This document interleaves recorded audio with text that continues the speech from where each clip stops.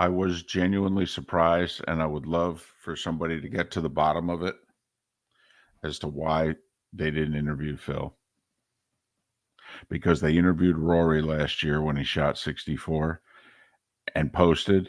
And when he posted, he was like 4 or 5 back. And he totally backdoored a second place finish. And reason he ended up 2 or 3 shots behind Scheffler was Scheffler doubled 18. I mean, it was a total just post a great round, but they interviewed him. And obviously, we all know the resume of the guy who posted 65 and for a long time was 2 off the lead. And I'm like, come on. Even if they taped something, like Amanda just grabbed them for 2-3 questions and they figured out where to insert it.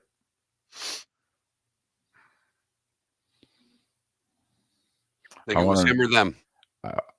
Well, no, it wasn't him. It wasn't him because he talked afterwards. He did there's no word. And I think if it was him, CBS would have said, we tried to talk to Phil. He said no. All right. So what I'm trying to figure out is, was it just an executive decision made by CBS? Or was it made by Augusta? And I'm guessing it was made by CBS. And I'm guessing it was made by Sean McManus, who's in the truck for the Masters. Interesting.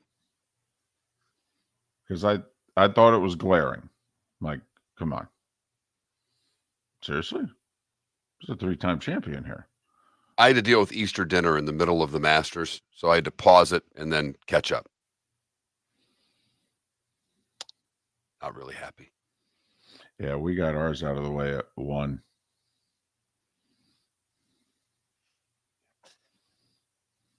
I wasn't that lucky. How do you pronounce his last name? Gapka. Gapka. See, it's funny. I didn't think that a guy on the Golf Channel in He between. choked like a hairy dog. No, it's funny. A guy on the Golf Channel called it before the day started and said he's last amongst the leaders. He's last in fairways and greens and regulation. He said Koepka's made 4 eagles and he's gotten up and down all the time. He said, and I don't think his game will hold up today because of it. All right, I'm switching over.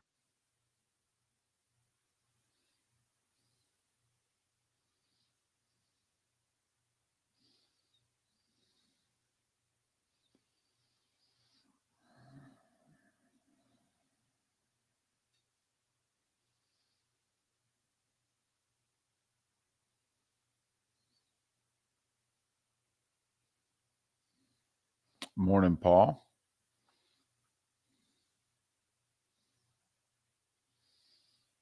Yeah, it was okay. Had to work Saturday, which I didn't necessarily want to. Because, yeah, otherwise we've been off since 10 a.m. Thursday, which, I mean, has a nice ring to it. We very rarely get a day off.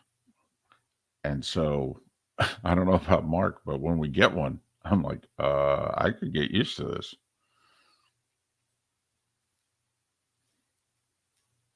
Morning, Johnny Finger Lakes.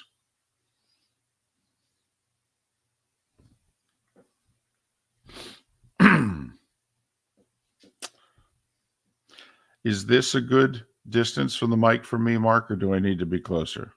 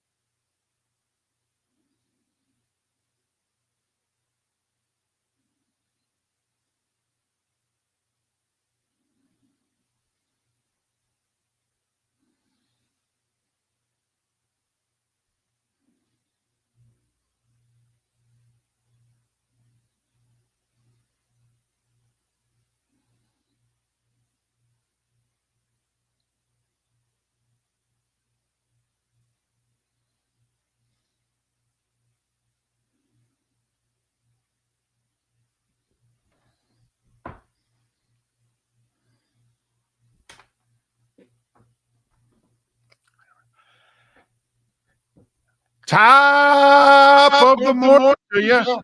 How the heck are you? Miller and Moulton here on the Florida Sports Network, floridasportsnetwork.com. Thanks so much for being with us. Hope you had a great Easter weekend. Yes, we had Friday off, so it's been a little while since we've chatted. Top of the morning to you, Mark. How are you? Well, I'm doing good, but the computer didn't fire. It said it fired. It's right there saying it was running, Huh. and the buttons are pressed, and it didn't play. Well, That's a problem. I understand that's our equipment's kind of operating like Brooks Koepka in the final round there, where the computer was able to get up and down for 2.5 rounds, and then the final 27 or so, you got to hit them straight eventually. Koepka? Now, see, Brooks you and I, Koepka? see, you and I disagree about that. The stats said that the game was not as good as the score. And I just think that eventually the game caught up to him. When you hit your first drive of the day in the 9th fairway, it's never a good sign. Well, that's true. And I don't know about you, but I laughed because I used to grow up, most of the courses that I played on would have like 1, 9, and 18 all side by side. And so you could end. Some were tree lined, but some were open. And so it was funny how you could first tee shot of the day off one, at least where I grew up, you could be playing for the middle of 9 or 18. And I went, I'll be damned. Look at Koepka. I mean, you got to admit, you get a good lie. All right. The yardage is a problem, though. It's kind of like, okay, you got to remember your math class and the triangle. And okay, I'm 150 to this green, but I'm shooting at that green. So how many yards do I add? 20, 25, 30? David, as someone who's hit every green from the wrong fairway in his life, I can relate to it. When I saw that one going left, I went, uh-oh. It was the first thing I thought. I went, uh-oh, that's not the start you want. No doubt about it. And he did not hit many good shots yesterday. No. For the day. Not at all. You're right. No. Going back to the morning, he did not play solid golf and was hanging on to get to the 54-hole lead. Right. And he was living on the par fives. I mean, the second round 67, he had 14 pars on the 3s and 4s. And on the 4 par fives, he had 3 birdies and an eagle.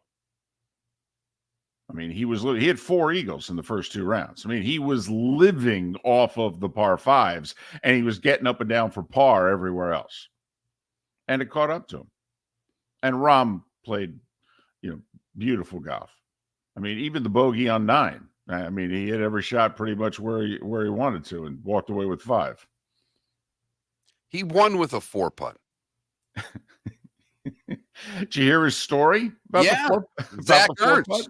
You kidding me? Texted him, said the first green looks like it's there for the taking. Go get him. Something along those lines. But there were probably a few expletives. Now, apparently, J.J. Watt posted, because it was a group text, and Zach Ertz, who finished last year with the Arizona Cardinals, J.J. Watt, who obviously spent the last few years of his career in Arizona, John Rahm lives in Arizona, went to Arizona State, the whole deal, and they're friendly.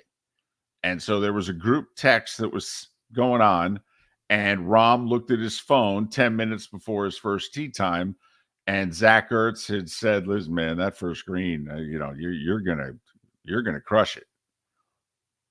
And he 4-putted for double to start his Masters. He crushed it all right.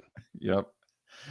And so, but apparently J.J. Watt posted the group text afterwards to say, no, Rahm's telling the truth. Here's what Zach said to him. And I think there's an expletive or two in it. That's why, Rahm had to clean it up. But hey, thank goodness we had John Rahm, or else Koepka, would have been a one-man island there for most of Sunday. I mean, for a long time on Sunday, it felt like it was a 2-man golf tournament.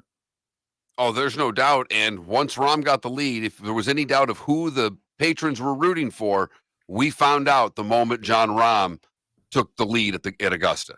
And we called this. We called this during the middle of the week last week, in which we even brought up a scenario like a European like Rory or John Rahm versus an American like Dustin Johnson, Phil Mickelson, Brooks Koepka. And Rahm was asked, I listened to nearly 2 hours of PGA Tour radio postgame. I mean, talk about a goober. That's right. Driving around Jacksonville from 8 to 10 p.m., listening to Jason Sobel host PGA Tour radio postgame. Let's break this down a little bit first before we get into what was said on PGA Tour radio, David. You drove around. You didn't just sit in the driveway. You didn't use the app on the phone. Plenty of ways to take this in, but you decided to go for a drive. Correct. And I know I can get it from the app. I pay for it. All right. I can get it. It comes with it. It's part of the deal. Yes. And I have it. It's easy to download. I want it out of the house. I had been inside all day. Church, okay, daughter's place for Easter dinner, back to the condo, hanging out. I had been outside for 1 minute and 38 seconds total all day. And I'm like, I got to get outside. So, of course, I drove around with the windows down and considered that outside. Sitting in a car with the windows rolled down while it was raining, light rain, but raining. All right. That to me, Mark, was going out. Well, you are an outdoorsman. No question about it. Yep. Hiking, hunting, fishing, all those things. Yep. Got the Cabela's gift card and everything. Oh, yeah. Uh-huh. Yep. You got it. But back to Rahm in the post game. So he was asked a lot of decent questions, by the way, and he's a good interview. So Rahm was asked, hey, when did you feel like, the fans were rooting for you? And he said, well, I can tell you, finishing the third round and the first part of the fourth round, I heard Koepka's supporters. They were loud. All right. He said, but when I birdied 8, and he goes, and I think I either took the lead or I extended my lead to 2. He goes, I felt it walking off 8. He goes, and then I heard for the rest of the day, do it for Seve. He goes, that was what I kept hearing. Do it for Seve. And he goes, and that was difficult for me. I'm like blocking. I almost wish they were just saying, way to go, John. Keep going, John. He said that would have been easy for me to ignore.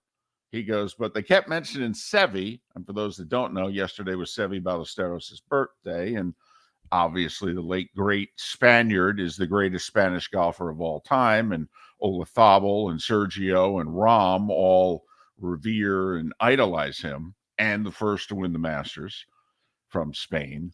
And so, and the other thing that Rahm said was, I knew that 6 years earlier, Sergio had won on Seve's birthday. He goes, so I just, all week, I had just a good feeling, kind of like, things are lining up. This would be the week to do it. And you're right. He played really solid golf all day long on Sunday. Yeah, I mean, there was only one guy out there who was playing better golf. I mean, Phil hit every fairway but one and 16 and 18 greens. And Rahm was terrific, but, he wasn't that terrific. No, and if one of the 6s or 7s, whether it was Cantlay or Hovland or one of those players would have done what Phil or Spieth did, we may have had a little more interesting tournament. But nobody in that second tier could go shoot a number yesterday. It actually came from further back with both Jordan Spieth and Phil Mickelson having great rounds yesterday to get themselves top 5, and in Phil's case, a top 2 finish. And who was the second to last group? It was Hovland and was it Cantlay? Yeah. Right. And Nance even referenced in which he thought, with the way these two finished up the third round, thought it might carry over and that this would be the hunting group and that it would at least be a 4-man race. But And I know he's toe jam, and I know I'm a little biased because he's my guy, but he is 2 months shy of 53. Or as somebody said after the round, can you imagine John Rahm finishing tied for second at the Masters in 2047? Saw the same tweet, and that hit me right in the nose, David, to describe what Mickelson did yesterday. 30 years, by the way, in between top 10 finishes in a major. His first top 10 was in the PGA in 1993. 30 years later, a T2 at Augusta.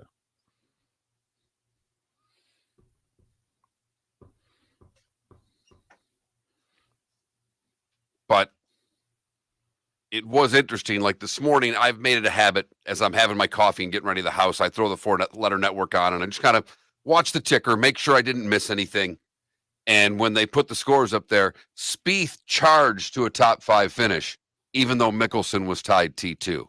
Just the verbiage that they chose of how they wanted to play this out.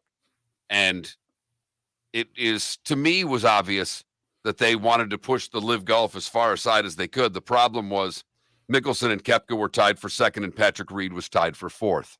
Right. That was the problem. There were like 3 golfers trying to make a charge, and 2 of them were from the LIV tour. That's a problem.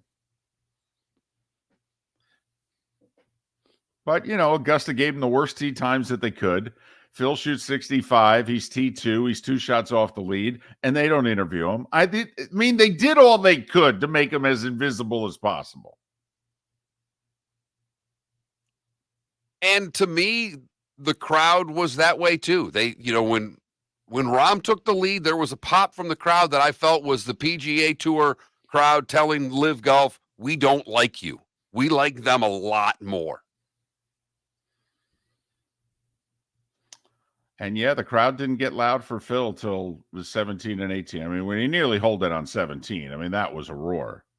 And then on 18, it was as if they kind of looked at one another and went, all right, got to give it up for the old guy. This is something. I still want to yell at him, but this is something. He's 52, right? I'll be damned. Miller and Moulton. Great show lined up for you today. We'll talk a lot of Augusta, obviously, the starting 5 in 25 minutes right here on the Florida Sports Network. Mark Miller for SWFL Golf Carts or online, flgolfcarts.com. If you're looking for a golf cart, an e-bike, or an e-motorcycle, go visit Alex and the gang at SWFL Golf Carts. flgolfcarts.com online. Check out their whole inventory. If you're looking for a custom cart, they can take care of you. 2-seater, 4-seater, 6-seater, they've got you covered.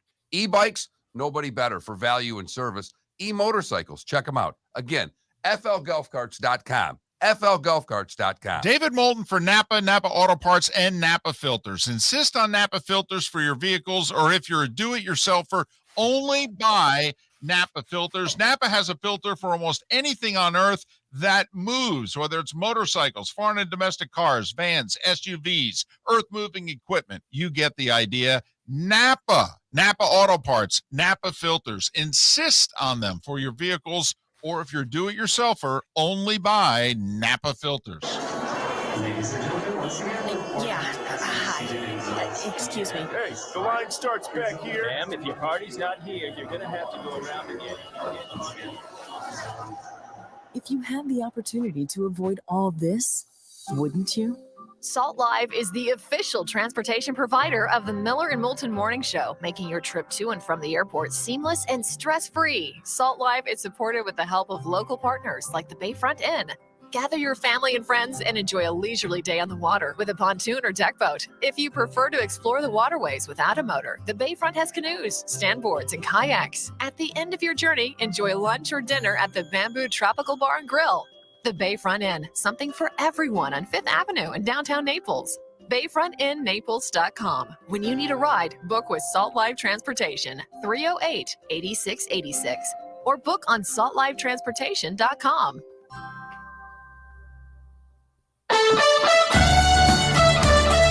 You were listening to Miller and Moulton on the Florida Sports Network.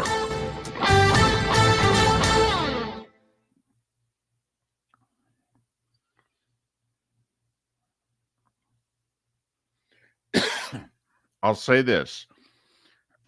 excuse me. Sunday afternoon was the first time that I thought Trevor Immelman was good.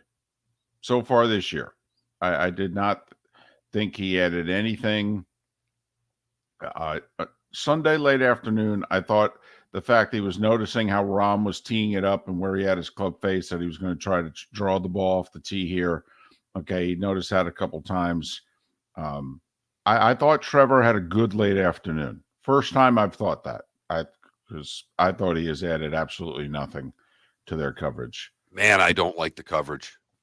I thought Nance, the last half hour was that Phil was playing, was very complimentary the last half hour to Phil, and started rattling off all that he's accomplished and what have you.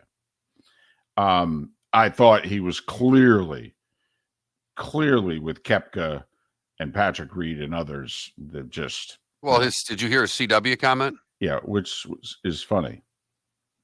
It was funny. It was. Funny is funny. You know, as golf humor goes, that's good. You know, it's got to be hard for Nance. Nance wanted Phil to replace Faldo in the booth. All right. And I mean, Phil went to Nance's wedding. I mean, they're friends.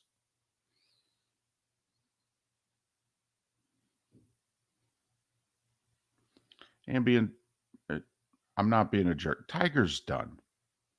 Tiger's a ceremonial PGA golfer. Now, in 2.5 years, when he can get a cart, Tiger will win on the Champions Tour.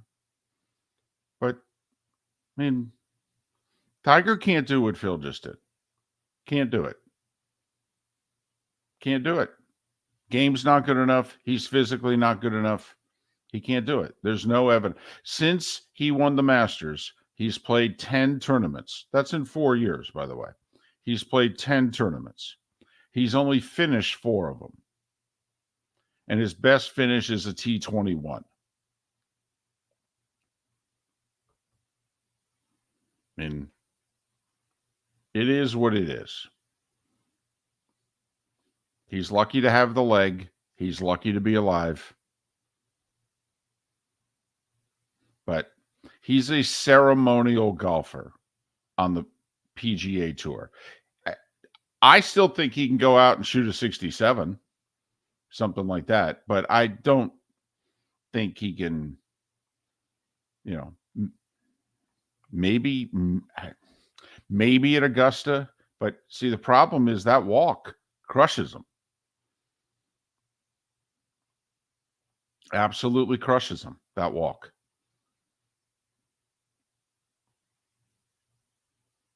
And we knew he was not going to have a good week because of the weather. I mean, now, I didn't necessarily think it would end the way it ended. And by the way, should they have really sent them out there Saturday?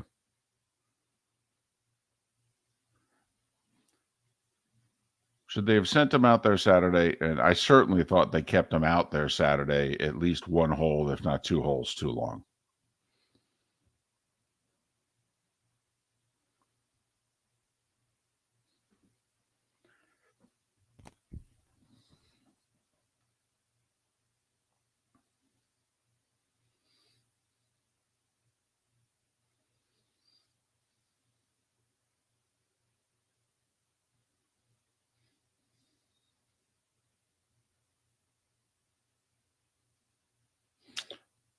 So let's hope this thing fires, right?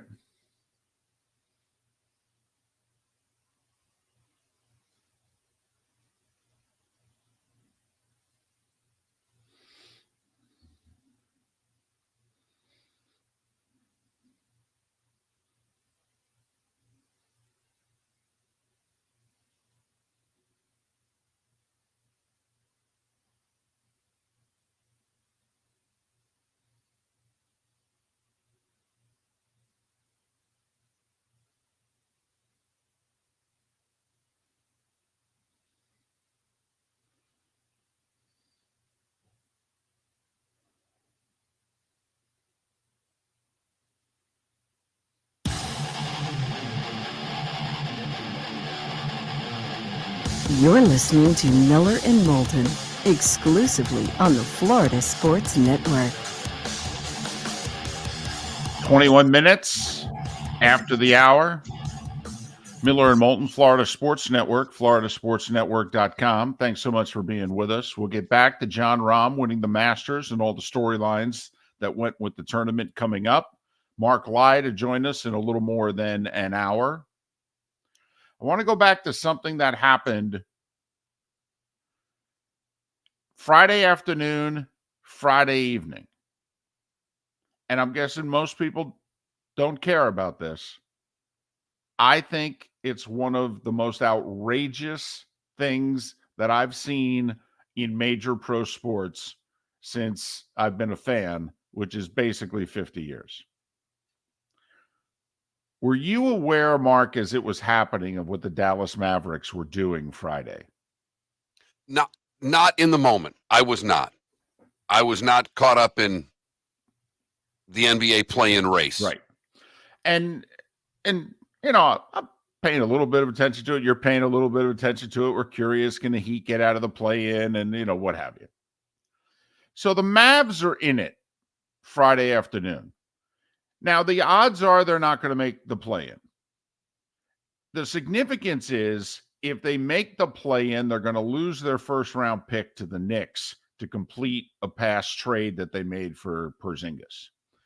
So the Mavericks as an organization decide Friday morning, and this went all the way to Cuban, that we're done. We're going to tank it the rest of the way. And they come out and they announce it at the shoot-around Friday morning. And the scenario was, if they beat Chicago at home Friday night, which they were favored to do, Chicago, the 10th seed in the East, and they had already clinched that, so they were resting a couple starters, load management, Mark. And then hosting the Spurs, one of the 5 worst teams in the league, Sunday, favored to win that game. If they had won those 2 games, Oklahoma City would have had to have won yesterday at home against Memphis to clinch their spot in the play-in and knock the Mavs out. But the Mavs still were in it.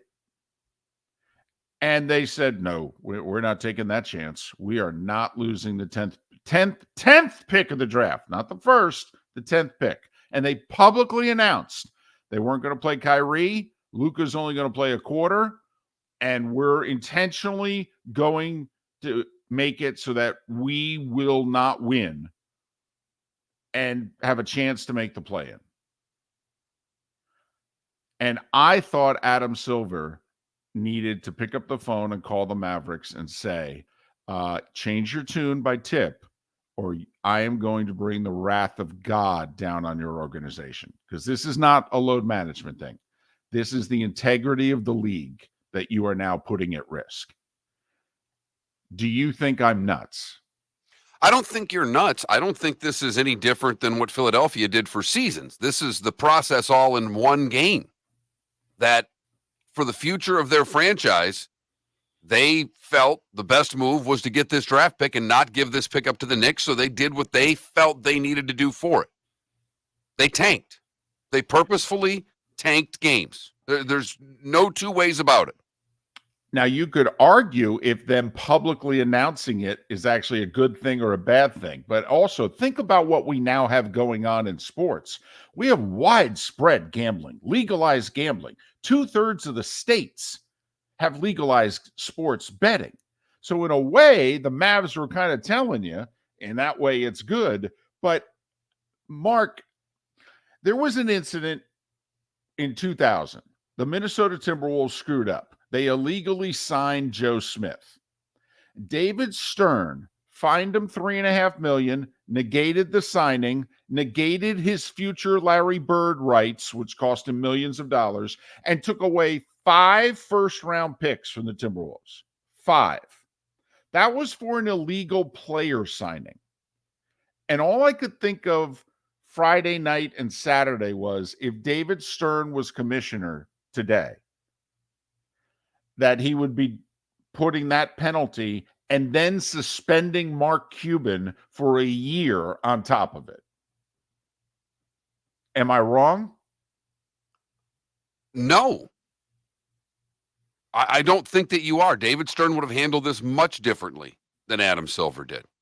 And the point that you make, I don't know if this is a good thing that they let everybody know, because, I mean, doesn't it just seem like if you were gambling, you loaded up against the Mavs for 2 games and tried to win as much money as is humanly possible? And you would have won because they lost both games. This is how far they went to tank Friday night, Mark. Because if they lost Friday, they're out. They're no chance of nothing. They have a 9-point lead with 8 minutes to go.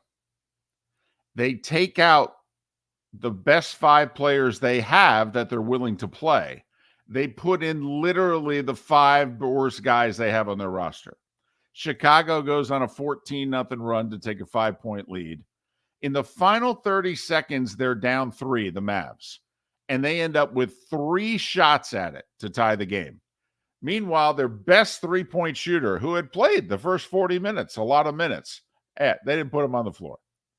I mean, Well, of course not. Right. But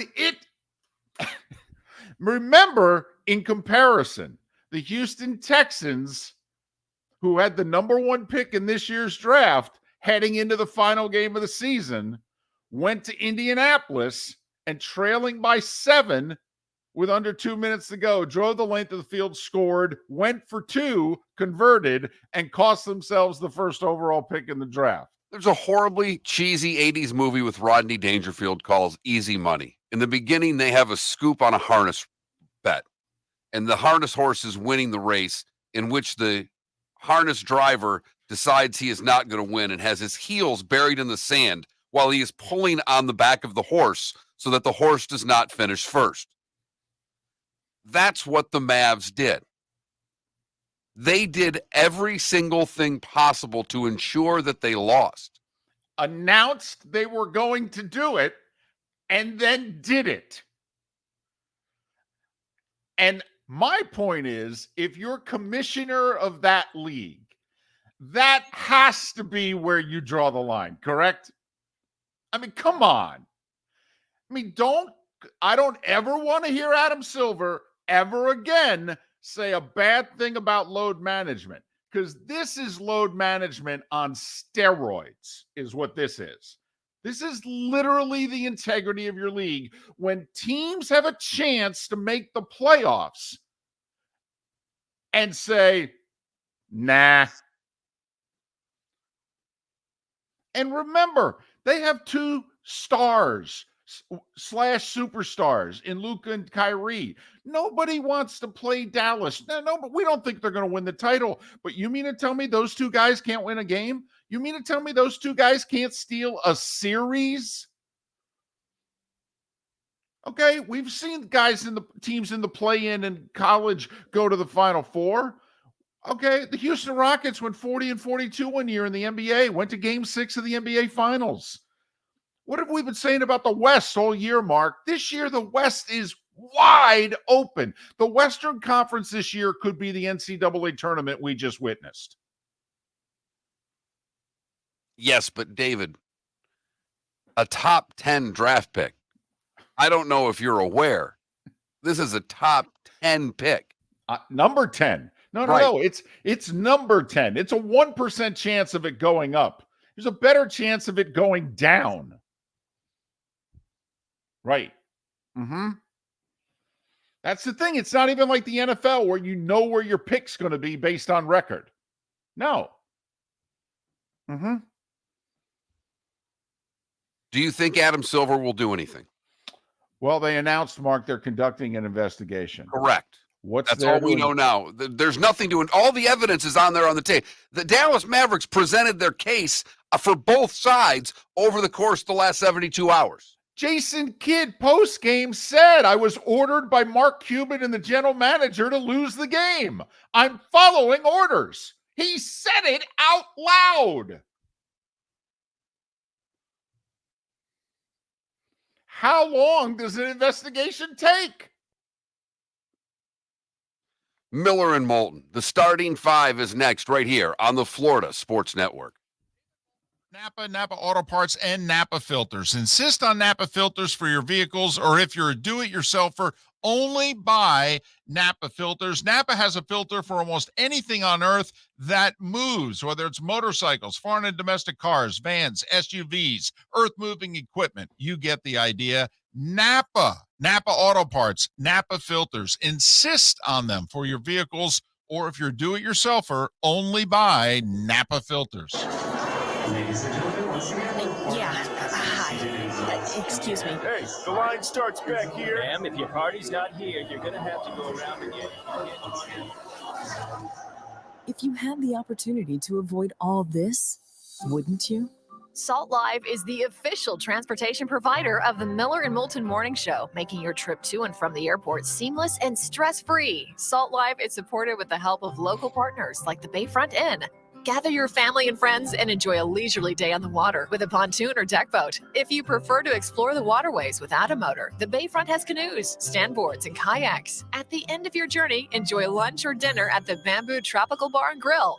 The Bayfront Inn, something for everyone on 5th Avenue in downtown Naples. BayfrontInNaples.com. When you need a ride, book with Salt Live Transportation, 308-8686, or book on saltlivetransportation.com. Mark Miller for SWFL Golf Carts, or online, flgolfcarts.com. If you're looking for a golf cart, an e-bike, or an e-motorcycle, go visit Alex and the gang at SWFL Golf Carts. flgolfcarts.com online. Check out their whole inventory. If you're looking for a custom cart, they can take care of you. 2-seater, 4-seater, 6-seater, they've got you covered.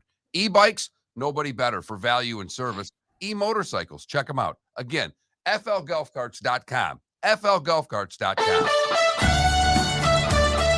You are listening to Miller and Moulton on the Florida Sports Network.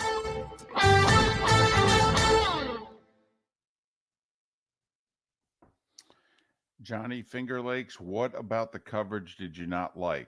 I mean, I got to admit, for CBS in particular, they got a tough draw. They got a rain-altered tournament. Quite frankly, didn't have a great horse race. I mean, it was basically two guys, the one late charging horse, to finish second.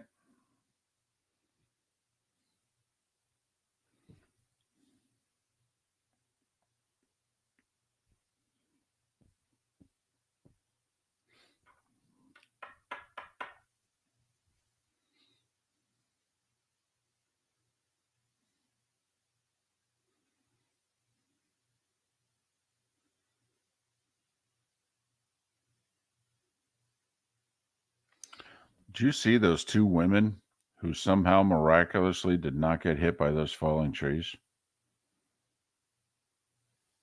And they had the two trees, one fall on one side of them and one fall on the other.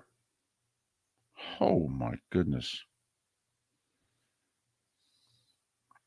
What do you mean by lack of coverage, Johnny?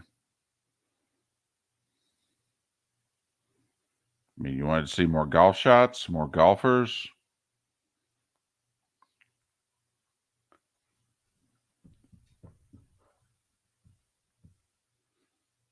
Once again, Johnny, you're not giving me anything specific. I mean, the British shows a lot more golf.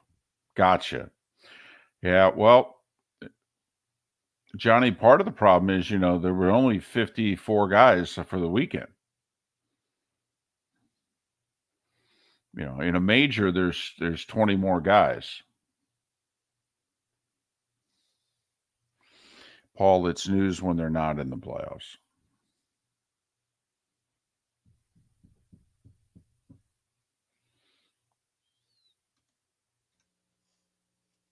By the way, I'll throw in a plug here. If you're in Southwest Florida and you have nothing to do tomorrow night, although the Heat are playing their playing game tomorrow night,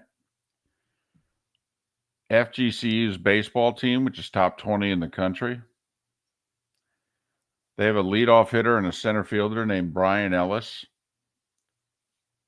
He's gotten on base in 101 consecutive games, which ties the all-time NCAA record.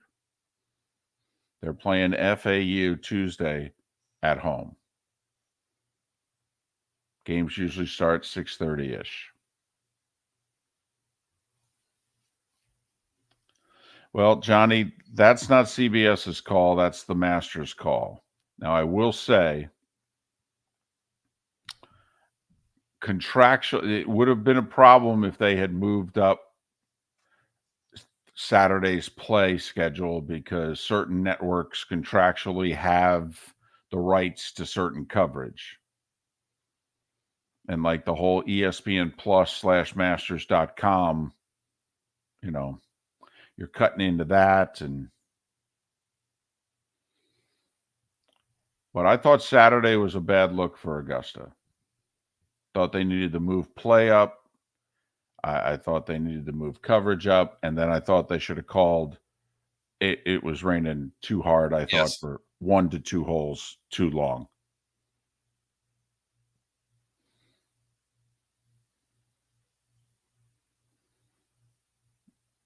If they had kept them playing on Saturday, Koepka wins this because for whatever reason, Koepka was a par machine still at that point.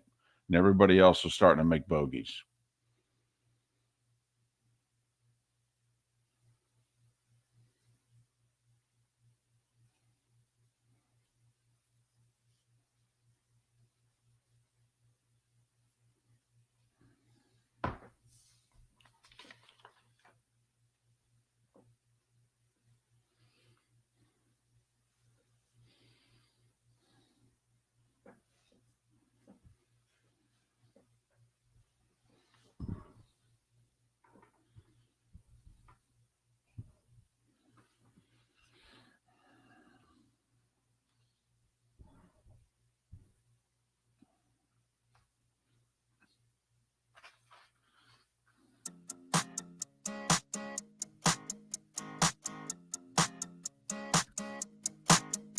You're listening to Miller and Moulton, exclusively on the Florida Sports Network. 22 minutes before the hour, Miller and Moulton, the Florida Sports Network, floridasportsnetwork.com. Mark Lai in an hour, so we look back at the Masters. Steve Carney, the top of the 8 o'clock hour. He covers Major League Baseball with an emphasis on the Rays. This just in, ladies and gentlemen. The season's a week and a half old. They haven't lost. I literally had to double check yesterday because they won by the same score 2 days in a row, as if the game I had on was a repeat or not. You can't tell when it's in the Trop. They all look like they're at the same time. You don't know when the game's being played. 2 in the morning, 2 in the afternoon. It doesn't make a damn bit of difference. Right. Same 15,000 people. It's true. Wait a minute. Is this yesterday's game on? What the hell is going on here? Wait, they hit 4 more homers. Yeah, I did that yesterday too. Yeah. So Steve Carney to talk about the Rays at the top of the 8 o'clock hour. And we'll head to Baltimore in 2 hours. Ravens making some news yesterday. And apparently the wide receiver they signed and the quarterback who's yet to sign, they've been talking. So at least somebody's getting paid in Baltimore. We'll talk to Cordell Woodland about that in a couple hours. But right now it is time for The Starting Five. 5 stories you need to know. It's the Starting Five on Miller and Moulton. Here's number 1. Mark John Rahm won the Masters. First European, by the way, to win both the Masters and the U.S. Open. Think about it. Faldo won 3 Masters, 3 British. Don't get on me about the Open Championship, okay? Just go with it. Sergio won just the Masters. Olazabal won 2 Masters. Sandy Lyle won just the Masters. Longer, 2 Masters. Just Woosnam, a Masters. I mean, you keep going. Believe it or not, John Rahm, first European to win the U.S. Open, which he won 2 years ago, and the Masters. A final round 69, he overtook Brooks Koepka, held off 52-year-old Phil Mickelson. Rahm ended up winning by 4, and he ended up winning the Masters on Seve Ballesteros' birthday. And 6 years ago, Sergio won his Masters on Seve's birthday. I know he's toe jammed these days, but Phil Mickelson became the oldest golfer to ever post a top 5 in the Masters, 2 months shy of 53. It's pretty remarkable. He won the PGA a month shy of 51, T2 at the Masters 2 months shy of 53. If you didn't think he was a top 10 player all time before 2 years ago, it's tough to add to your resume in your 50s. He's doing it. And yes, put the LIV thing on the resume. It's kind of like Pete Rose and gambling. It all goes. You decide for yourself. Koepka, 2 late birdies, but struggled playing the 30 holes on Sunday. Those were his only 2 birdies all day. He shot a 75. Spieth with a 66 to finish T4. That's another top 5 in the Masters for Jordan Spieth. Patrick Reed and Russell Henley joined him with a tie for 4th. The amateur Sam Bennett. Mark, did you catch his Friday post-round comments? You know, I thought the kid was going to, have a good finish when he was in 3rd place, 4 behind Koepka heading into the weekend. But he's doing media after, another 68 or whatever it was that he fired. And he was asked about, your thoughts on Augusta. And he said, well, I got to be honest, Ridgewood in New Jersey, where I won the U.S. Amateur, it's a harder course than this place. And at that moment, I knew, well, the golfing gods are going to have fun with you over the weekend. You're done. Yeah. I mean, that's being 21, 22 years old right there. That's when you know, okay, all right. You're not as smart as we thought. You can think it, but you can't say it. Besides, we've all played a course 1 or 2 times in which, you talk to someone afterwards. Oh, what'd you think of this hole? What'd you think? Oh, it's pretty easy. Drove it 7 iron, made birdie. And they're like, seriously? That's a brutal hole. And Mark, how it is. When you haven't found the trouble on the course yet, you're like, oh, well, what's the problem with Augusta? And for 36 holes, he was striping everything. He didn't have to worry about any trouble because he hit the ball so damn well. Right. I mean, this place isn't that hard. By the way, did you catch his little ceremony and what he did there? Because he had an 8:06 flight out of Augusta to get back to College Station. He's playing in a 36-hole tournament today. Well, he's low amateur, so he's got to stick around afterwards. Butler Cabin. And he's looking at his watch like, my plane leaves in 50 minutes. I got to get out of here. They're like, no, you're low amateur. You got to go to Butler Cabin. We go to you first, and what have you. Well, they went to him and what have you, and they're about ready to go to John Rahm. He just gets up and leaves right there on TV. Just gets up and leaves. I'm out of here. My plane leaves in 34 minutes. Yeah, that was exit stage right. Yep. I'm gone. Sorry, Jim. Mm-hmm. I'll see you down the road. Tiger withdrew early Sunday morning. He re-aggravated the plantar fasciitis that he had in one of his feet on Saturday. He was 6 over on 7 holes Saturday. He was last in the field. He was limping horribly. Tiger withdrew. He's only completed 4 tournaments in the last 4 years. He's played in 10. He's only finished 4 missed cuts, 2 WDs because of injury. NBA, final day of the regular season was yesterday. There was nothing to be decided in the East. The 10 teams and their seedings were all set. For what it's worth, Mark, Miami beat Orlando 123-110. Heat finished with 44 wins. Magic with 34 wins. Magic started 5-20 and went 29-28 the rest of the way. There are some in NBA circles that think if the Magic go get one really good player, I'm talking about a veteran player, that they'd be a playoff team next year, no question about it. Well, they're going to get a good draft pick as well, so they'll add some depth through the draft, you would think. And if they pick up a free agent, that's a team that should be contending to play in the play-in a year from now.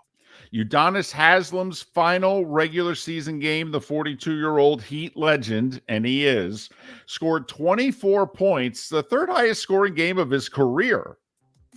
And he does it at 42 in his farewell. I did like the fact that the Heat wore the throwback unis yesterday. I mean, going back to late 80s, early 90s, the Heat had their old unis on yesterday. I thought that was fitting for Udonis Haslem there. One of the great walk-on NBA stories of all time. Undrafted, played 20-plus years in the league, all of them with the Heat. Outstanding. There were some things to be decided out west. Mark, the Clippers end up with the 5 seed, and they didn't tank it. They went into Phoenix and beat the Suns 119-114 to finish with the 5. So they have to play KD, Devin Booker, Chris Paul, and the Suns in the first round. If they had lost, they would have been the 6 because Golden State beat Portland by 56 points. And the games were going on at the same time. The Clippers knew Golden State was up by 24 in the first quarter. They knew, hey, we tanked this, we get Sacramento. Instead, they came from behind down the stretch so that they play Phoenix. And Take remember, that, Dallas Mavericks. yeah, and Paul George right now is still out injured. The Lakers, for what it's worth, did their part. They beat Utah by 11. They finished with the 7 seed. They will host Minnesota in a play-in. Speaking of the Timberwolves, they rallied to beat New Orleans 113-108. So Minnesota finished with the 8 and New Orleans the 9. Mark, did you hear what happened in this T-Wolves game? I did. That's something you don't see every day. The T-Wolves apparently are a mess. They went all Billy Martin, Reggie Jackson. Twice. Because Rudy Gobert punches a teammate during a game and basically gets sent home by the team in the middle of the game. Second quarter, go to the locker room. In fact, don't be there when we get there at halftime. Change and don't shower. Just get your out of here. And then Jaden McDaniels, who's a backup big man who they need now more than ever because their another backup hurt his shoulder and he's out for the rest of the year. Jaden McDaniels, good young player for them. With the fight going on the bench, he gets all emotional. He's walking in the locker room. He punches a wall. I don't need to say, broke his right hand, his shooting hand. What a mess. Minnesota at the Lakers. OKC will be at New Orleans in the play-in games in the Western Conference. By the way, Houston decided they're not picking up the option year on Steven Silas as head coach. If you're Steven Silas, you're like, seriously? You got my roster? You give me 3 years of losing? We're going to get maybe the number 1 pick in the draft and spend some money. Harden might re-sign with us, and now you're getting rid of me? Seriously? You blankety blanks.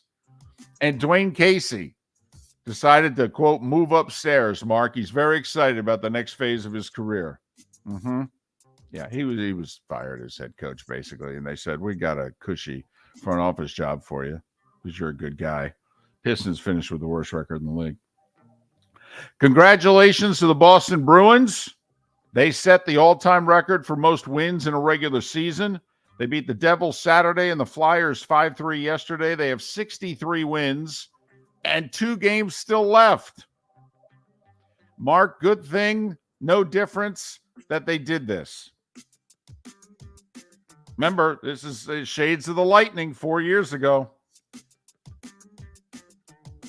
And as long as they don't get Pittsburgh, because I think anybody would walk through Pittsburgh in the first round, Florida and the Islanders can play a little bit.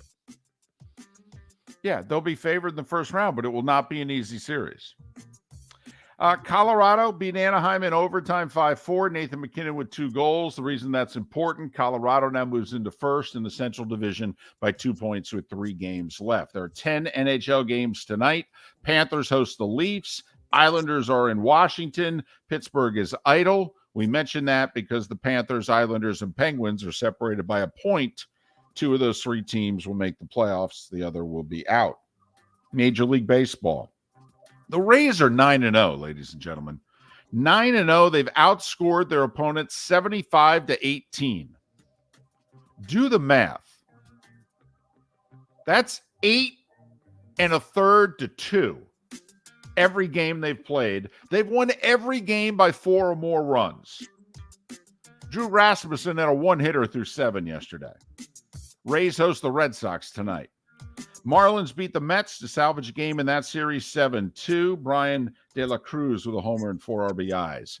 Aaron Judge with 2 homers. Yankees beat Baltimore 5-3. Red Sox with a 3-game sweep of the Tigers 4-1. Detroit's off to a 2-7 start, Mark. Yes, they are, David. Padres beat the Braves 10-2. Cincy with 3 in the ninth to beat the Phillies 6-4. Pittsburgh shut out the White Sox 1-0. Cleveland at Seattle 7-6 and 12. Houston, Chas McCormick with 4 RBIs, 5-1 over the Twins. Cardinals are reeling. They've lost 5 of 6. There's inner turmoil. A week and a half into the season. Milwaukee beat them 6-1. Texas 8-2 over the Cubs. My Diamondbacks with 3 of 4 for the Dodgers. Thank you very much. 11-6 the final yesterday. Remember, under on the Astros, over on the Diamondbacks. Braves, Rays, World Series. Toronto 12-11 over the Angels in 10. Kiermaier with 5 RBIs for Toronto. Ohtani and Trout each had 2 hits. Ohtani with his 3rd homer. San Francisco 3-1 over Kansas City. Colorado edged Washington 7-6. And finally in the NFL, Mark, the Baltimore Ravens signed Odell Beckham to a 1-year deal worth a minimum of $15 million, could be worth $18 million. For some reason, $13.8 million of the money's in a bonus, $1.2 million of the money's in salary, and he's got $3 million in reachable incentives. So Odell got paid by Baltimore. Jets had a chance to match the offer. They said, no, we're good. And at 8 minutes before the hour, that was the starting 5 every weekday morning at this time on Miller and Moulton.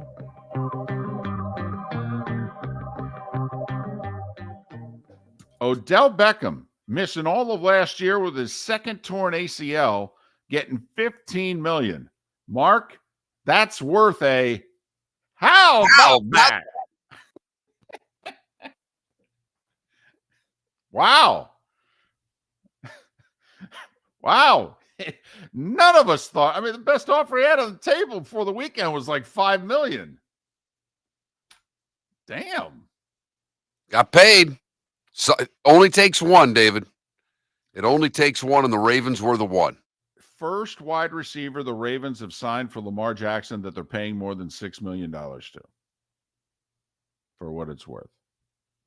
Apparently, Odell was talking to Lamar during the process, which is good because Lamar's not talking to the Ravens. So the Ravens might have thrown in that extra money, Mark, just to say, hey, what's Lamar saying? How's he doing? Miller and Moulton. Ladies and gentlemen, once again. Hi. Excuse me. Hey, the line starts back here. Ma'am, if your party's not here, you're gonna have to go around again. If you had the opportunity to avoid all this, wouldn't you? Salt Live is the official transportation provider of the Miller and Moulton Morning Show, making your trip to and from the airport seamless and stress-free. Salt Live is supported with the help of local partners like the Bayfront Inn. Gather your family and friends and enjoy a leisurely day on the water with a pontoon or deck boat. If you prefer to explore the waterways without a motor, the Bayfront has canoes, standboards, and kayaks. At the end of your journey, enjoy lunch or dinner at the Bamboo Tropical Bar and Grill. The Bayfront Inn, something for everyone on 5th Avenue in downtown Naples. BayfrontInNaples.com. When you need a ride, book with Salt Live Transportation, 308-8686, or book on saltlivetransportation.com.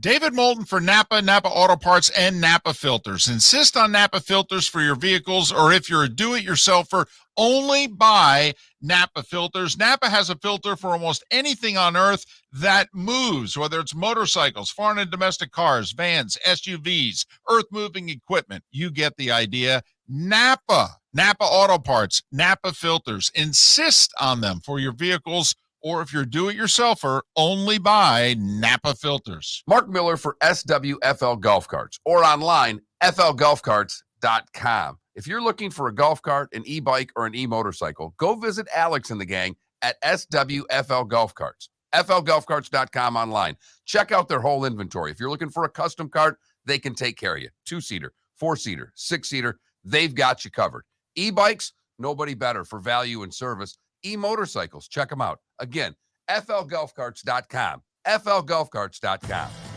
Miller and Moulton here for the Clutch Vodka Play of the Day. Mark, remember Nick Charles, Fred Hickman, the CNN Play of the Day? Yeah, CNN did a nightly sports show. That was a while ago. Yes, it was. Just work with me. Everyone liked the pod, the Play of the Day. So how about we have the Clutch Vodka play of the day. Sounds good. Fun. Smooth. Like Clutch Vodka. Listen weekday mornings for the Clutch Vodka play of the day. That's Clutch with a K.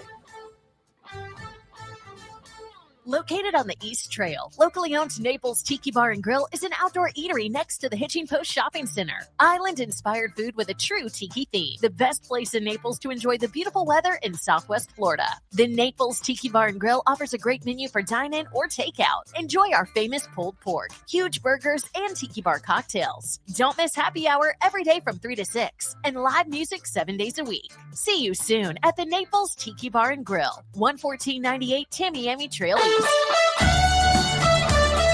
You were listening to Miller and Moulton on the Florida Sports Network.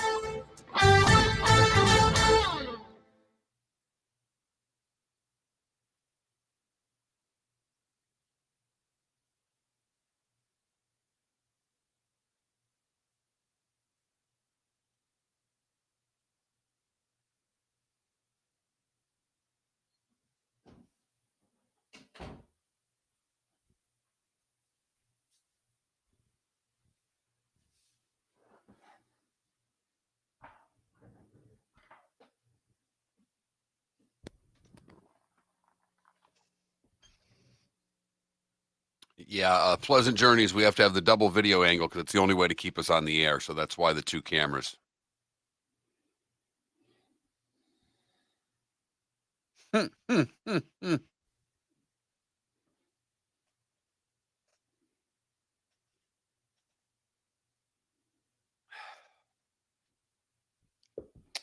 Now, Sled Puppy, he gets a $13.835 million signing bonus, and his salary is 1.165. I mean, that's 15. It's 15 guaranteed. He can get up to 18.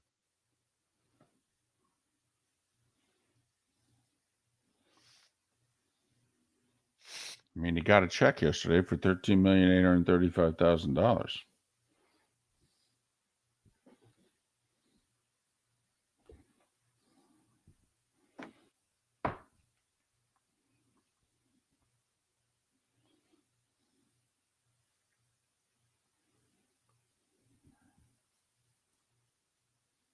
Ambien, they're pretty sure Lamar's going to be on the team.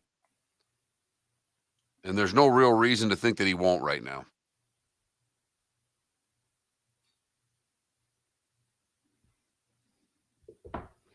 Well, the other thing you could argue is that if Lamar's not, they need Odell even more.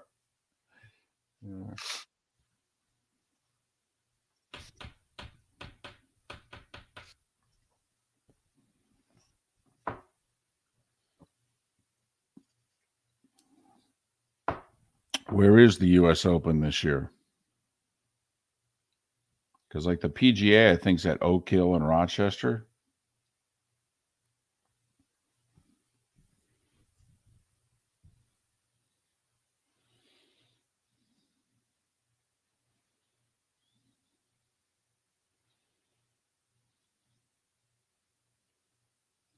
LA Country Club?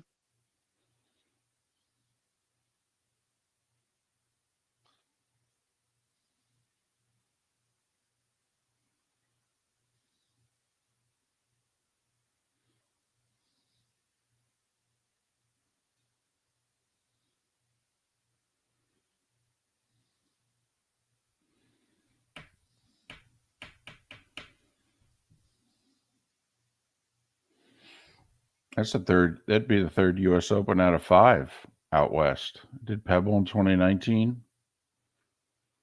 Torrey in 2021.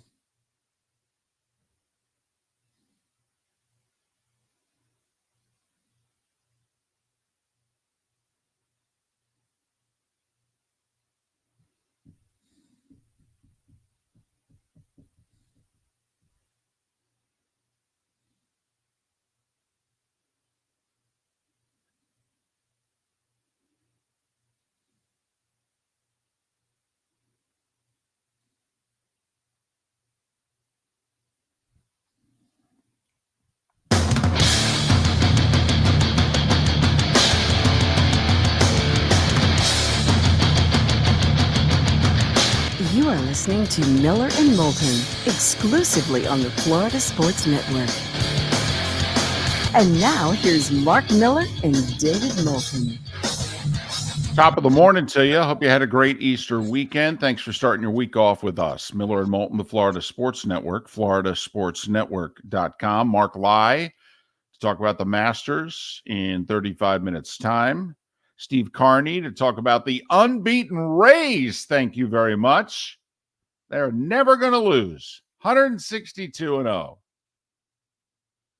course, Mark, it's kind of like your Tigers in 84 who started 35-5. That's when the sportscaster came on in mid-May and said, if they play 500 baseball the rest of the way, they're going to end up with 96 wins. They've damn near clinched a playoff spot already. Bingo. Rays could do this for another couple of weeks. He could put a banner up at the end of April at the very least and go 2023 wild card. And I know it was 70 games, but you look at what the Yanks did last year. They came out to that 50-20 start, and played 500 baseball essentially the rest of the way. Right, 49-43 the rest of the way. Right, so. Did you like my stereotypical mid-'80s sportscaster voice? Did that fit? It was good, especially when you're doing baseball. Thanks. I think it even fits more. So, Steve Carney, an hour from now. All right. Couple of things with the Masters. First off, thoughts on Tiger, who, your guy, who's not your guy. That's why when you picked him to win the Masters, I couldn't believe it, because deep down you end up rooting for a guy who you don't like, Justin Thomas. JT helped Tiger keep his consecutive cut streak at the Masters going, because he was one of the last golfers on the course, and he threw up all over himself. He ended up missing the cut, but because he went from one side of the line to the other, Tiger and four other guys at +3 were in.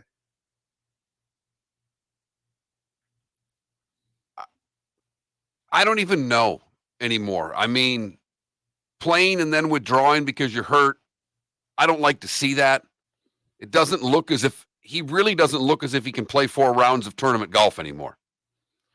Couldn't at the PGA last year, couldn't re-aggravating an injury.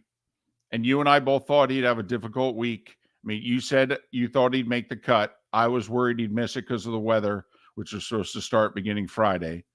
And basically, we both ended up being right, so to speak, but you were more right because he did make the cut. But we figured the weather, cold, windy, rainy, with all the metal he has in his body, we figured this is not going to be an easy week for El Tigre. Wrong combination. And you said it, I don't know if you said it early in the show, before the show, it's symbolic. He's not the honorary starter, but he's the honorary player, because right now he can't play 4 rounds of golf, David. The thought is, and goodness knows, we're all wrong a lot. And yes, he has had many acts.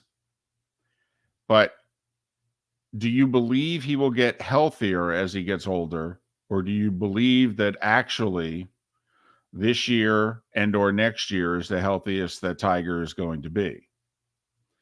I don't know how he can get much healthier. It's obvious that that this is an ongoing problem. This is something that's never going to be fixed, never going to be fully cured. So right. I don't know how you can expect much more than what you're getting. And Tiger has all but said it. Now, we have also said Tiger's one of the all-time sandbaggers. Tiger and the truth have had a distant relationship for much of his adult life, never mind career. So take him at his word. It's dangerous. He seems to be a little more forthcoming and honest during this latter phase of his career than he was the first, 20 years of it. But I don't think Tiger will ever produce what Phil has produced in his 50s. Phil won the PGA. Phil just finished second in the Masters. Nobody's ever done that. And the thought was, if anybody could ever do it, it'd be the guy that most people think's the greatest golfer of all time. But I mean, I will say it'll drive him. Phil's tournament will drive Tiger. I don't know if the body can handle the drive of the mind. It's funny. Phil said that 2 years ago when he won the PGA in May of 2021. It was 3 months after Tiger had his car accident. And Phil said, "Oh, this will drive Tiger." He goes, "If you didn't think he was already going to try and come back and do something great, okay, me with the Wanamaker, that'll drive him nuts." And people were laughing and smiling because, that's when they still like Phil. But first off, we thought, and we saw it with past champions and veterans. I mean, Freddie Couples made the cut at the Masters at 63. 63 made the cut.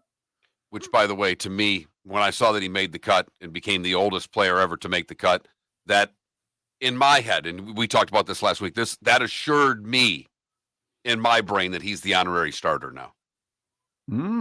Oh, that's an important distinction to have. I mean, a one-time champion, Hall of Famer, well, got a lot of those. But that's true now. It adds to his Masters lore. Correct. That's a good point, Mark. That's a good one. But, I mean, it's been 2 years since the car accident. This is his second full season of playing whatever schedule we're going to get from him. He's only finished 4 of his last 10 tournaments. He's had to withdraw from 2 of his last 3 majors. And David, how many times, and I don't know the answers, I wish I'd have looked it up. How many times had Tiger withdrawn, if ever, before that? That's as un-Tiger-like as it comes. He had a wrist injury very early in his career. He might have even been an amateur, or it was very early in his pro career to U.S. Open. He had a shot out of rough, and he had to withdraw from an Open in the 90s. Now, he missed a major or two. He missed some tournaments because of injuries. He missed a U.S. Open after the death of his father. But, yeah, if Tiger showed up. He was playing 4 rounds. Yeah. Because one, he never missed the cut.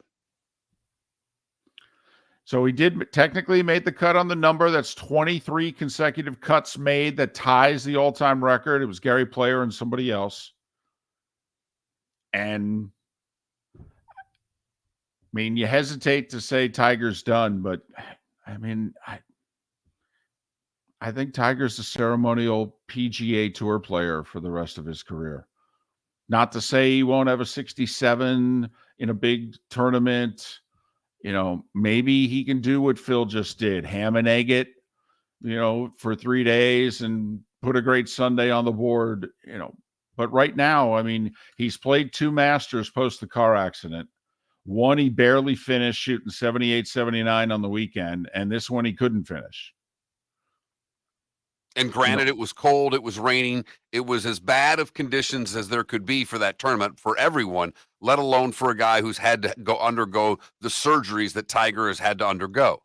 But before it got cold and it was rainy, he was 3 over. And he was on the cut line. And he's 47.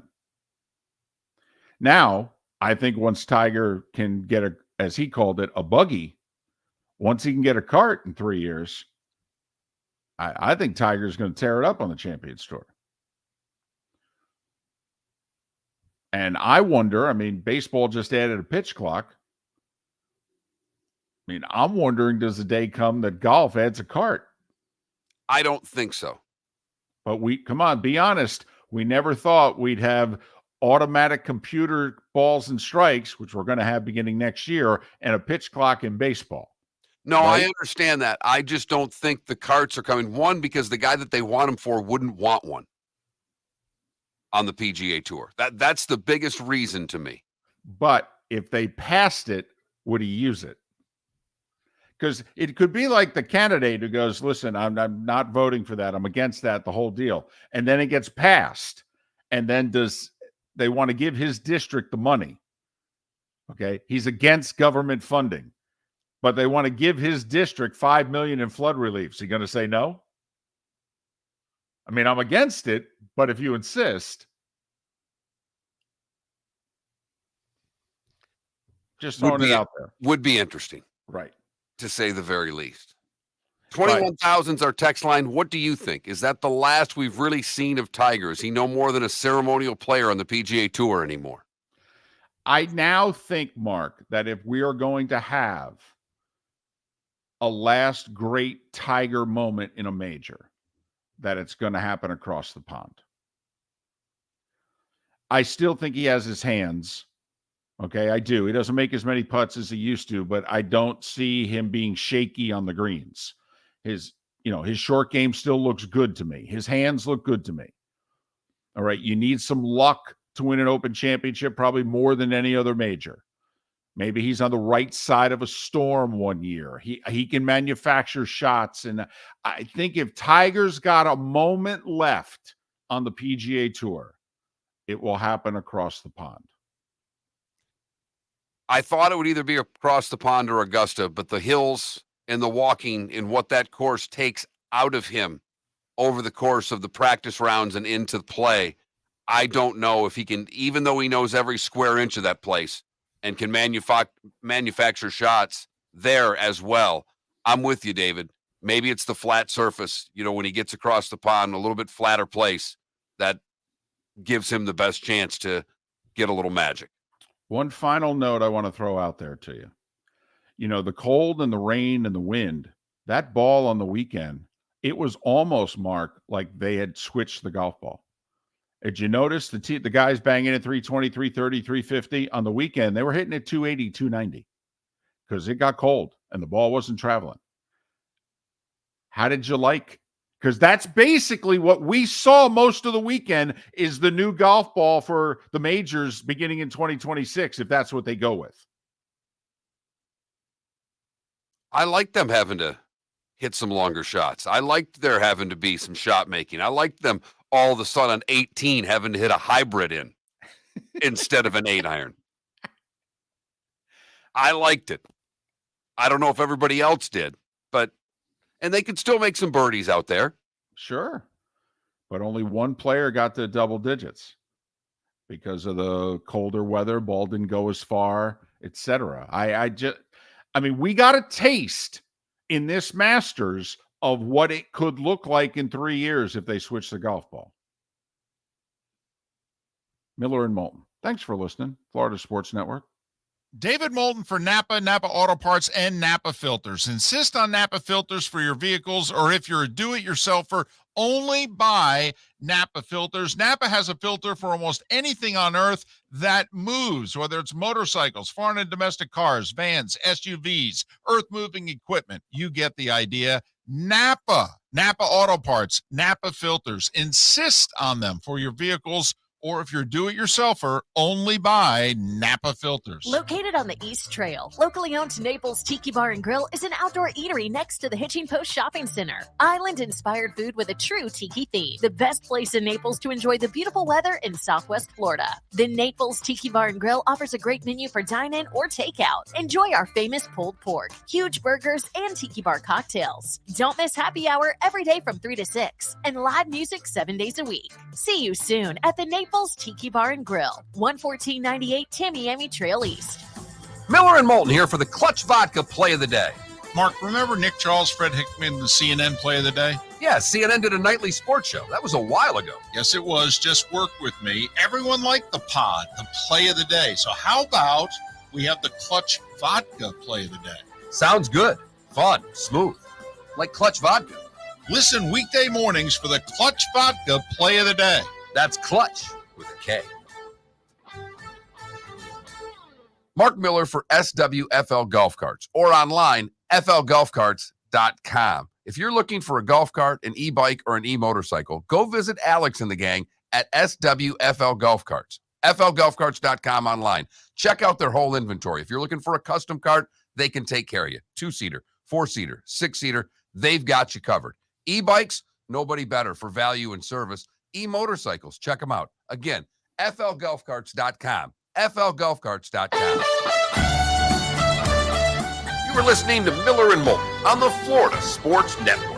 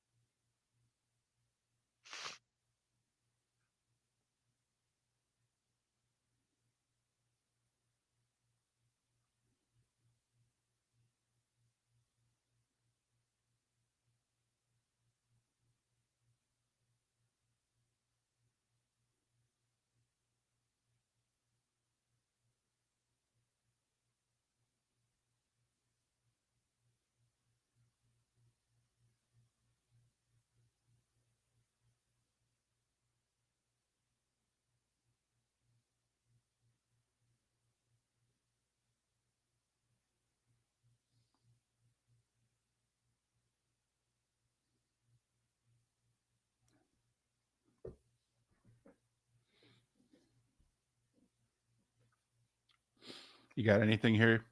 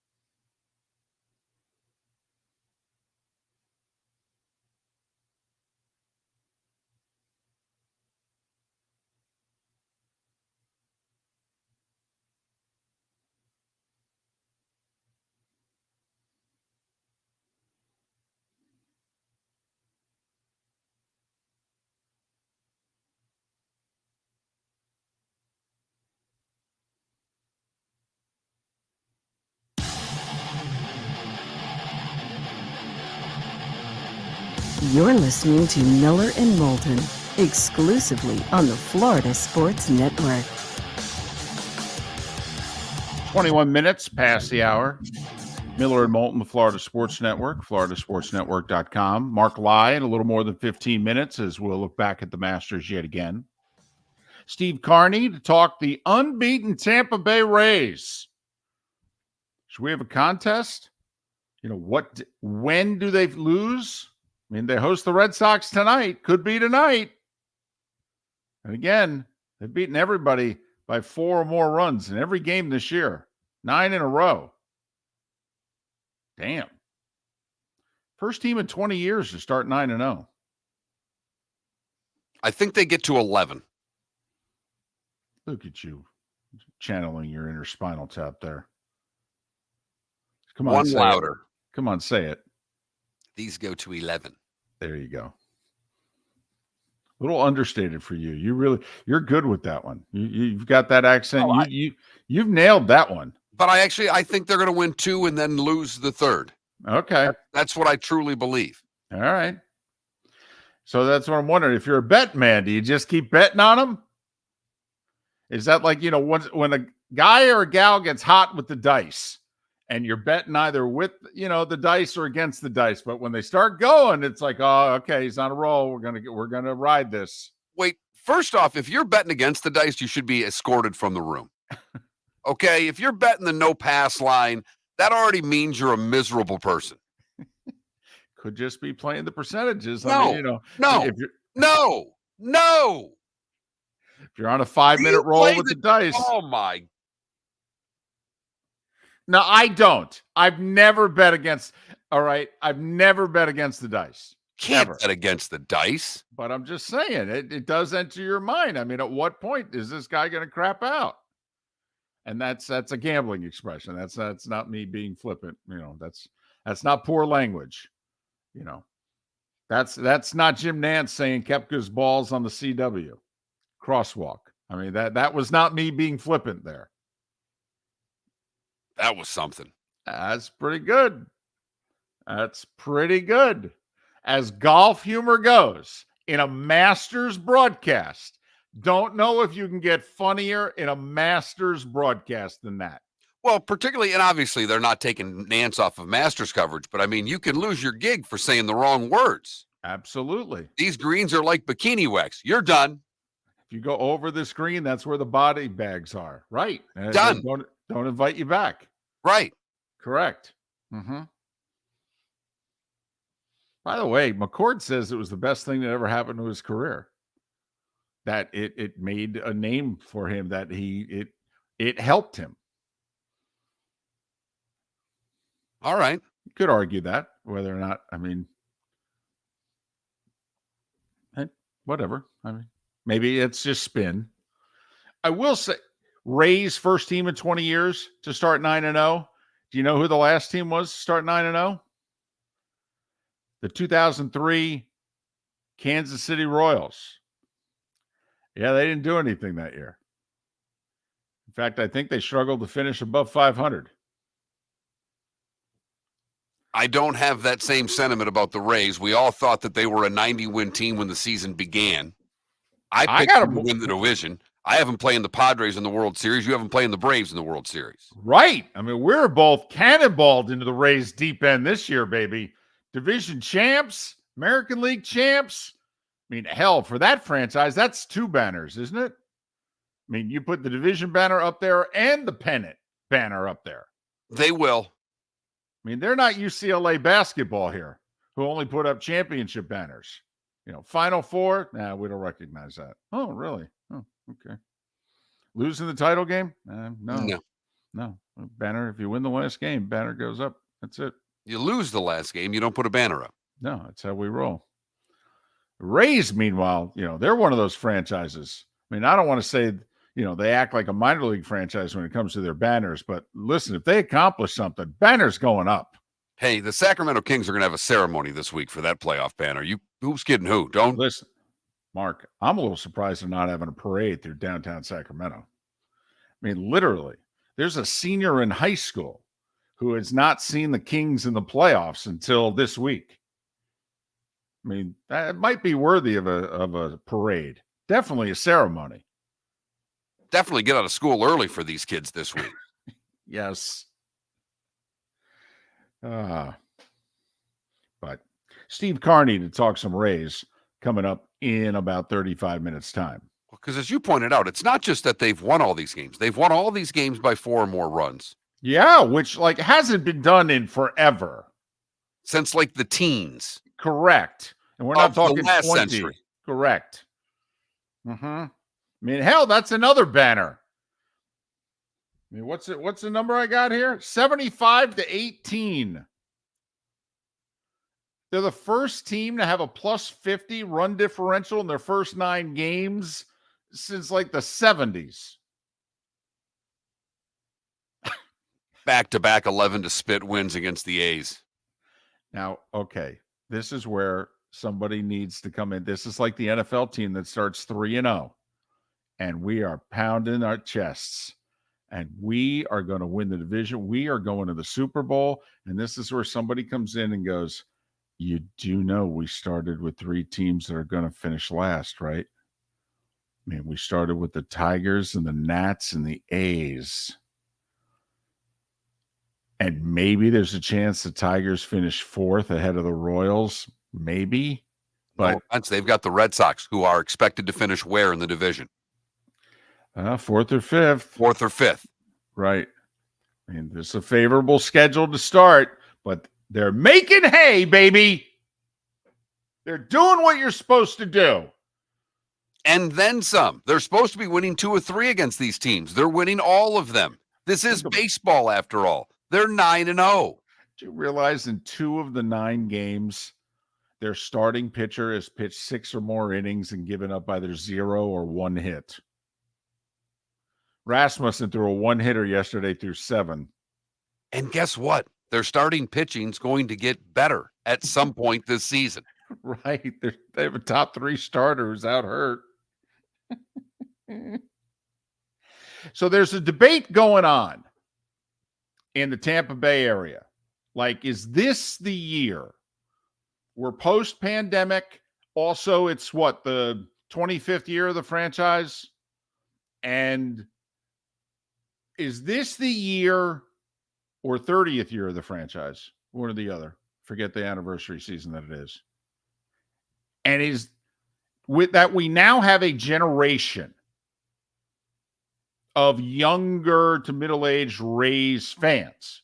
This franchise has been there now for more than a generation. And that this will be the team that draws people back to the ballpark. I mean, they came in 2008 because they had never won before and what have you. But now, I mean, they've had winning seasons 12 of the last 15 years. And attendance has plummeted. But is this the team that now, the younger, middle-aged, along with the rule changes and what have you, Mark, is this the team that brings people back to the ballpark? I certainly hope so. They're doing everything they're supposed to do.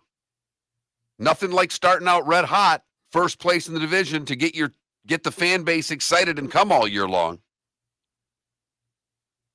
But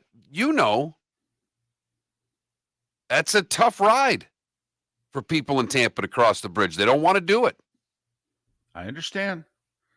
But off to a great start, too. It's not like this is something that's going to happen post-All-Star break and what have you. I mean, maybe they're going to get off to the Yankees 50-20 start from last year. I mean, come on. We love a front runner. I mean, to support. There's no doubt, David. And if this is the year, which hasn't happened in a while, if this is the year that the Lightning don't have a deep run, what else is going on in the Tampa Bay sports scene? Don't make a deep run. That's not even heard of in that town. What are you talking about? I know.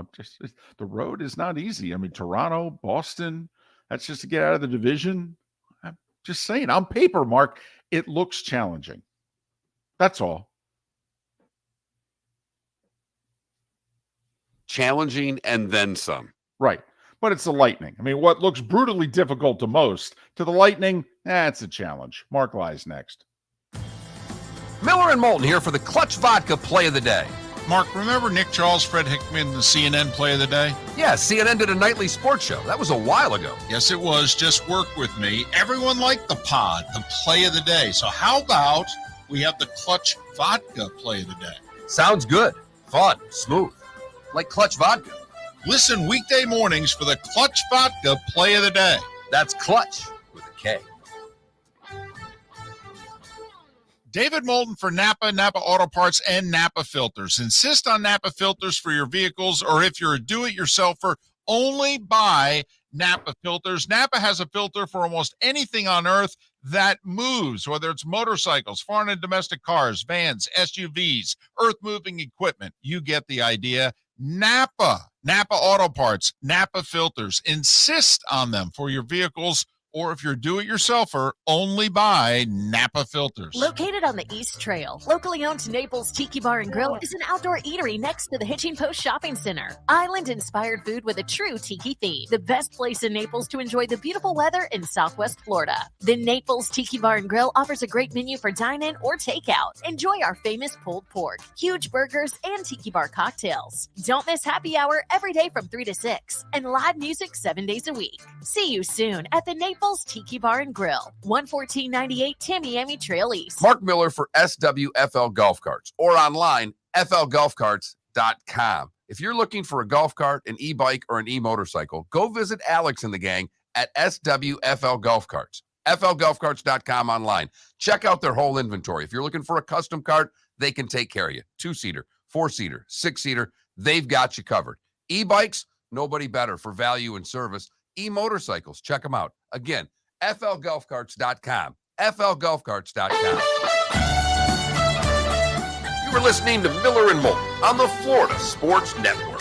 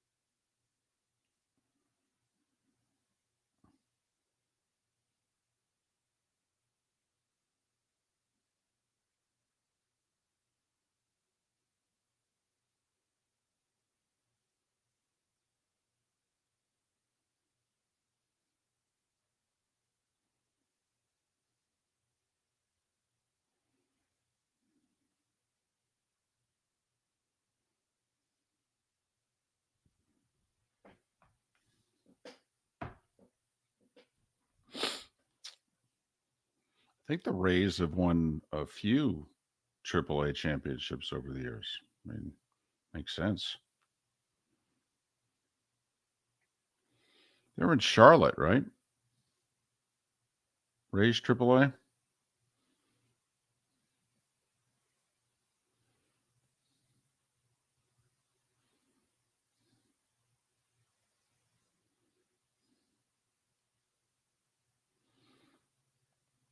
Oh, that's a bummer, Ramsey. I'm sure that had to be disappointing. End up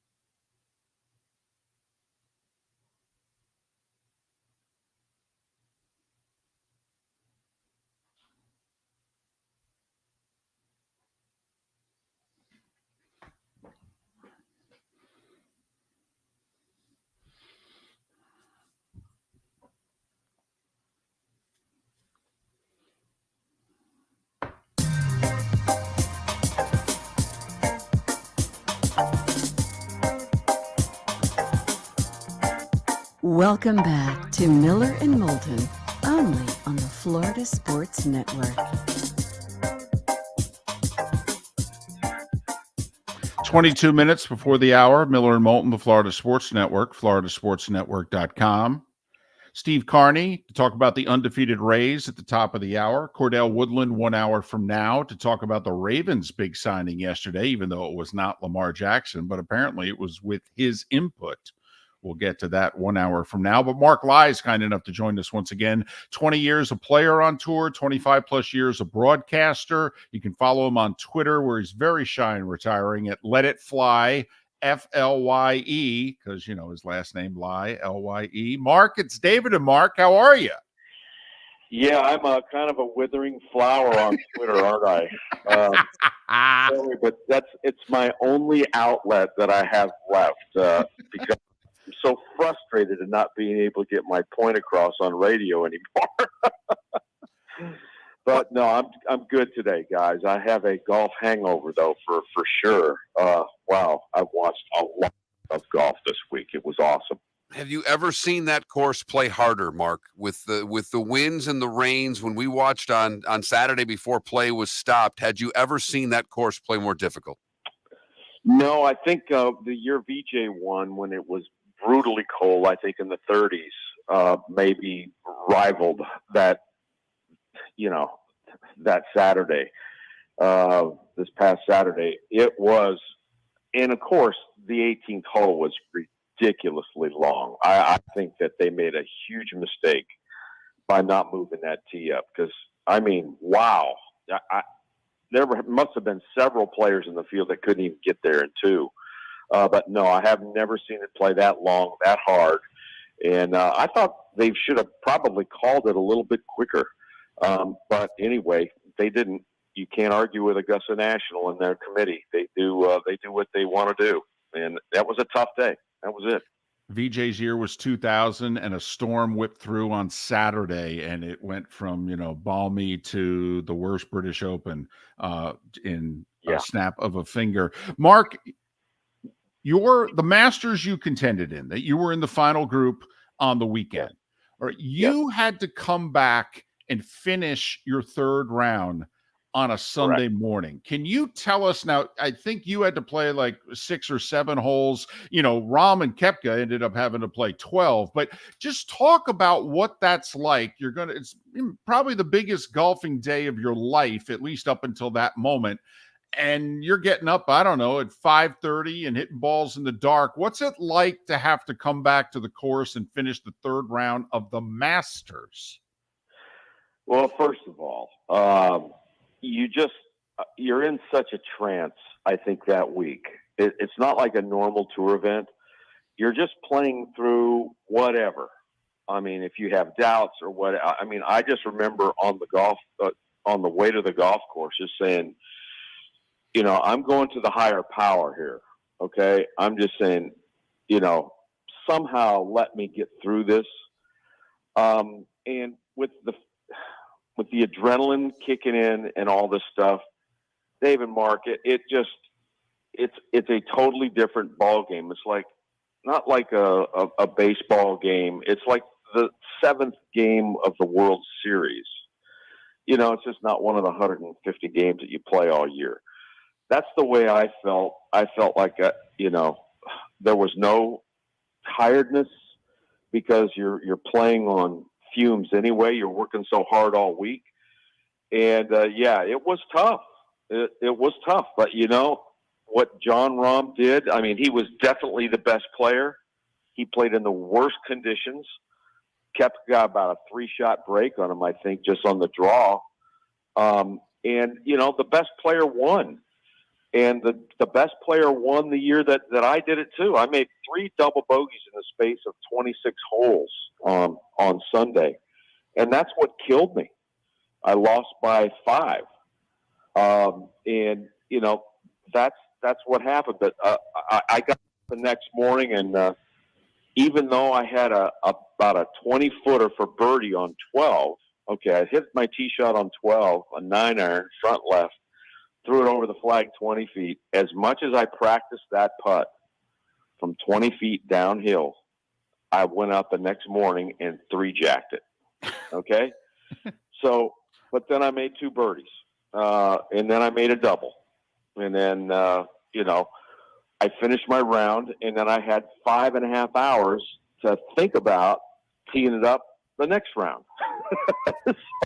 And there's no sleep, so with Rahm and Koepka, I think, they had obviously, a couple of hours, maybe 2.5 hours, 3 hours between finishing round 3 and then starting round 4. With me, it was like 5.5 hours. So it was like, the day from hell, really. But still, I think at this level, guys, and I hope I'm not rambling, but I think you're just playing through the pain, and you're just so committed to playing golf that you're not thinking about nerves, you're not thinking about anything, not thinking about food. You're just out there, just consumed by the game and the golf course, just because it's such a daunting task playing Augusta National. Well, and then Koepka doesn't play well. I mean, he did not play well on Sunday, did not have a good day, didn't hit the ball in the fairway very often, wasn't hitting greens very often. So how much more difficult is it when you're bringing, at best, your B game? Oh, boy. That's, he was lucky to shoot 75, to be honest with you. Because, look, I looked at myself, and I compared myself to Brooks Koepka. Now, I'm not 1/10 the player that Brooks Koepka was. And when he hit that shot on number 1 over into the 9th fairway, I said, uh-oh, this is going to be ugly. And forget about nerve. If you hit it over that far with a 3-wood, you've got some issues. And all of a sudden, now it became, okay, when's he going to give up the lead? Well, I think it was, 3 or 4 holes, Dave? I mean, Mark, Dave and I were texting, and I said, I'm going to do this thing just for good luck. I'm not going to drink until Brooks Koepka has this in hand. Okay, I'm not going to have my normal cocktail. Finally, at about 4 o'clock, I said, this thing is over. It was over an hour and a half into the 4th round. And I just said, there's just no way he can make it. He just can't do it. And Rahm was going to be the guy. That's all there was to it. It was over. It absolutely was over. But I mean, you still got to watch. And Rahm he played a commanding week. He was just the best player by far, I feel. Mark, do you feel, and we're talking with Mark Lai, 45 years player, broadcaster, PGA Tour. Follow him on Twitter at Let It Fly, FLYE. Listen, there are 3 golfers who have separated themselves from the rest. All right. Even the Justin Thomases and Spieths and Homas of the world are at the very top of the second tier. Yep. If Rory, Scheffler, and Rahm bring their A game to the course, I'm of the belief Rahm wins. Who do you believe? If they all bring their A game, who's at least a shot better? Well, I would just say on strength and stamina and mental toughness, it's got to be Rahm. I think Rory has the talent, but his mind is obviously pretty damn weak. I mean, this golf course is set up perfect for Rory to do what he did. Scheffler is a different animal still. I think he's a faithful person. He's a good dude. His swing is not sound, but he gets it done. Wow. I think it would be between Scheffler and Rahm. I think Rory's out of the mix, to be honest with you, because I just think you have to have that 6-inch shot between the ears, which I think Rory has sometimes, but not as much as Rahm and Scheffler when they get it going. But I would have, it'd be a tough choice between Rahm and Scheffler to me, but that's a good question. Do you think Rory's losing that space between his ears because of taking on Live Golf and being the focal point of the PGA Tour? Do you think that's hurt his game? No, I think he's hurt his game. I mean, I remember my friend Steve Elkington basically called Rory soft maybe about 8 or 9 years ago. And Rory just bolted out, said, "How can you say that?" and all this stuff. Well, Elkington's a pretty good judge of character in golf and all that kind of stuff. And he's right. I mean, Rory has not won a major. What is it, 9 years now? Yeah. With that game, with, out driving everybody by 20 yards, at least. And with the talent that he's got to not do more major wise, that's just mind boggling. That's like Greg Norman only winning 2 majors in his whole life, like John Daly. To me, that just doesn't work. It's like Ernie Els not winning the Masters. It's like there's some real question marks out. It's like Phil not winning the U.S. Open with all those chances. So, yeah, he's an enigma to me. I can't figure the guy out. And why people like him, they like him because he's one of us. Walks in the locker room with his hat on backwards, bullshitting around. And, you like a guy like he'll sit right down right next to you and start BSing. And, he's kind of a fun guy. Not like a Rahm or not like a Tiger or not like, one of these serious guys that walks through there and just wants to pummel you. So I think, Rory is a different animal. And, look, Hall of Famer all the way. He's going to win a lot of tournaments, but, man, he's got to get over this hump. It's just what he's doing. I mean, it was pretty evident that when he went to Ireland and played in the British Open there and missed the cut. I mean, that's one you can't miss. If you're an Irishman and you're over there playing, you cannot miss the cut in the British Open. You can't. It's only, it's not there very often. So, yeah, there's some mental things going on, some spooks going on with Rory, and that's why he was not on my list to win the Masters, and he won't be until he does it. All right, got a couple minutes left. Phil, T2 at the 2 months shy of 53. I mean, he's beginning to rival Sam Snead as the greatest 50-plus-year-old player ever on tour. Well, I always said this. Even when Phil was 35, I said, this guy's going to play a long time because his swing was always too long. It was always past peril. And I said, when he gets a little bit creaky in his 50s, maybe his swing will shorten up to the point where it'll be more controlled. And yesterday, man, how good was that? By the way, guys, LIV is here to stay. All right. You've got to, 52-year-old guy finishing second in the Masters. And then we've got Brooks Koepka with his B game. And then we've got Patrick Reed with I don't know what kind of game he's got. Those guys in the top 5 or top 6 on LIV, that made a statement. Yeah, I would have loved to see Brooks Koepka win yesterday, but the better player won in John Rahm. But LIV guys, can we stop the madness? Can we stop saying that these guys can't play and they sold out and they can't compete and all this stuff? Let's have enough of that. All right. I think I've had enough of it on Twitter and from a lot of the lamestream golf media. Do you think we go back, and we got a minute, do you think we go back to, it's a war and everybody's saying bad things about each other and the only reason they behaved was it was Augusta? Or do you think, Mark, we're not going to court for another year. Do you think that both sides just go to their respective corners and play? I just think there's always going to be this animosity. I really do. And until there's a change in leadership, and I'm not saying on the LIV side, I think that the tour has misplayed the hand entirely wrong. And I'm a proud member of the PGA Tour and always will be. But I just think that the tour has just been unreasonable in this whole thing. I absolutely do. It's a big setup against LIV, and I can't stand it. It makes me very sad to see the players that have left the PGA Tour and gone to LIV being just beat up left and right. So I wish it would stop. Well, there was a truce this week. I wonder if it will continue at the other majors. Mark, thanks for giving us some time. We appreciate it. Talk to you soon. Great talking to you guys. Have a great week. Mark Lye, Let It Fly, FLYE is how you follow him on Twitter. Mark Lye, kind enough to join us once again here on Miller and Moulton. He doesn't mince words very often. No, that's why we love him. He did, he didn't when he was on PGA Tour radio. A couple of those words got him in trouble. They got rid of him.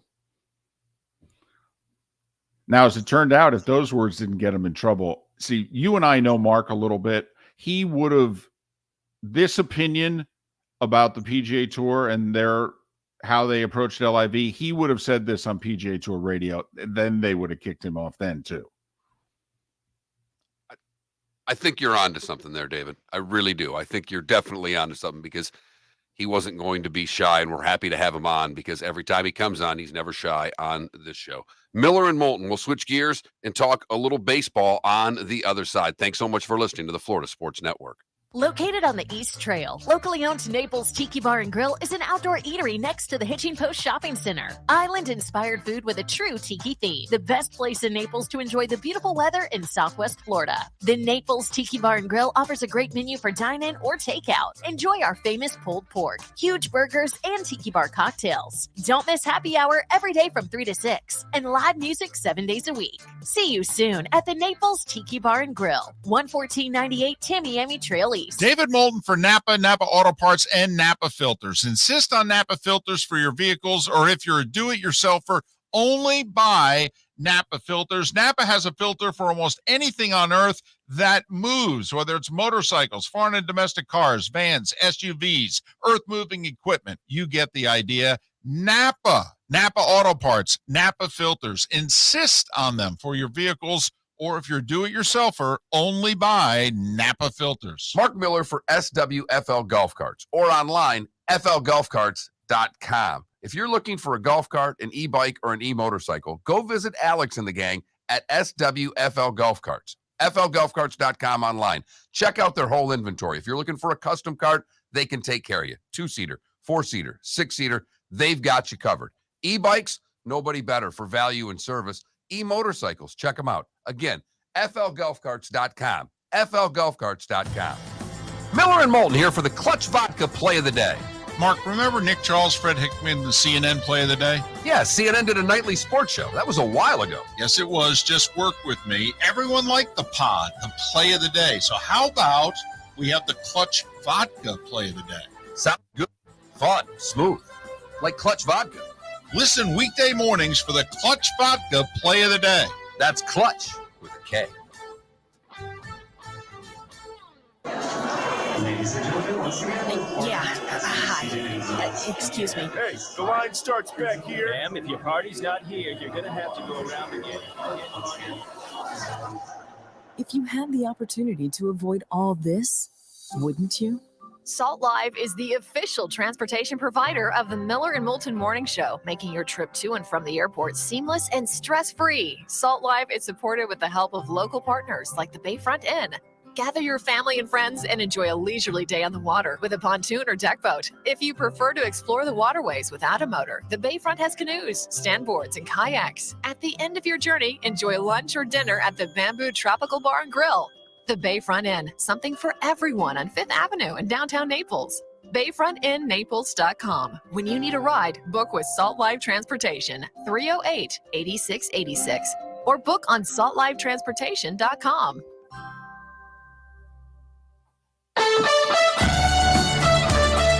You were listening to Miller and Moulton on the Florida Sports Network.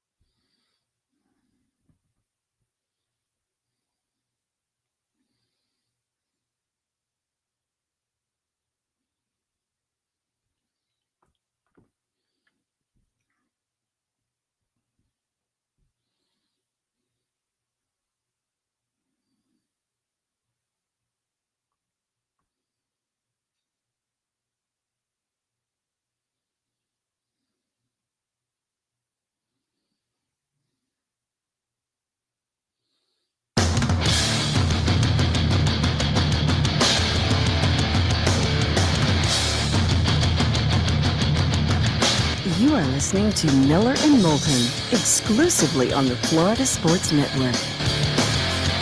And now, here's Mark Miller and David Moulton. Hour number 3 of Miller and Moulton on this Monday after Masters weekend and Easter weekend. Hope you had a great weekend with your family. Thanks for starting your week off with us. Miller and Moulton, the Florida Sports Network, floridasportsnetwork.com. Steve Carney, well, he founded, he runs. He's a big part of stpete9.com, stpete9.com. He also co-hosts the Under the Orange Roof podcast. Follow Steve on Twitter at Steve Carney, Carney. Steve, it's David and Mark once again. Hope you're well. How are you? I'm good, David. How are you?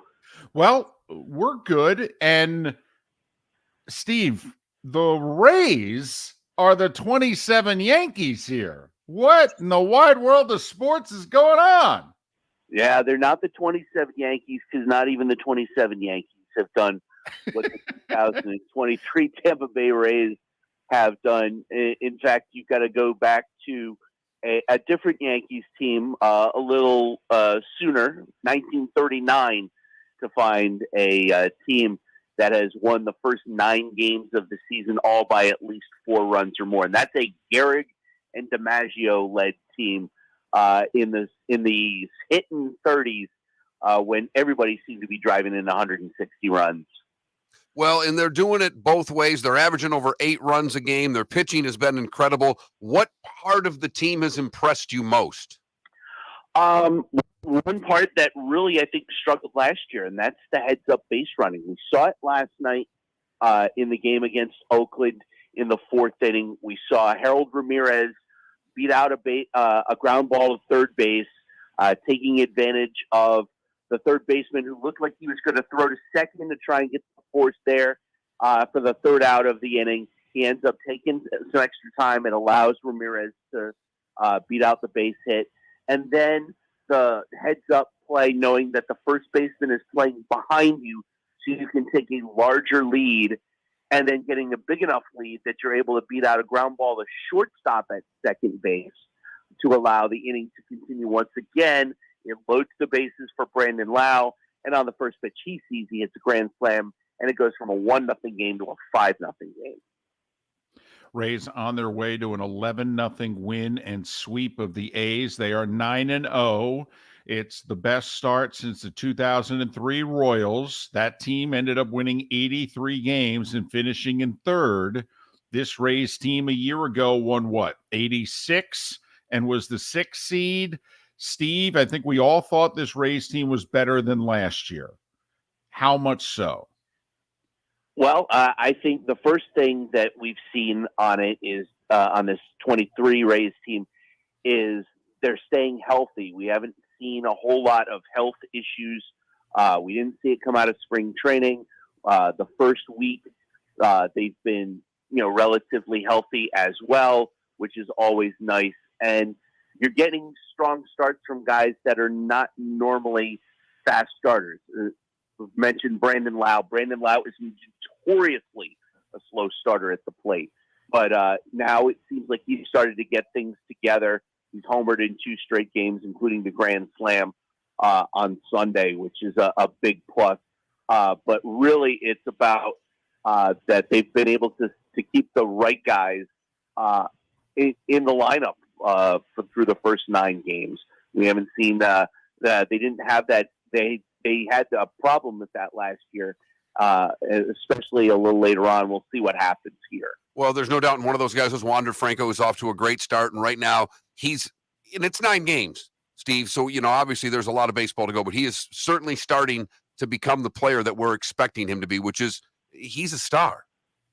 Oh, absolutely. And not only the star factor that you've seen from him, but also the fact that, the hitting has started to come around, and we're starting to see the Wander Franco that some of us saw in the minor leagues as a much younger individual. I remember seeing him as an 18-year-old in Single A when he played in Port Charlotte, and watching him go quite a while without swinging and missing.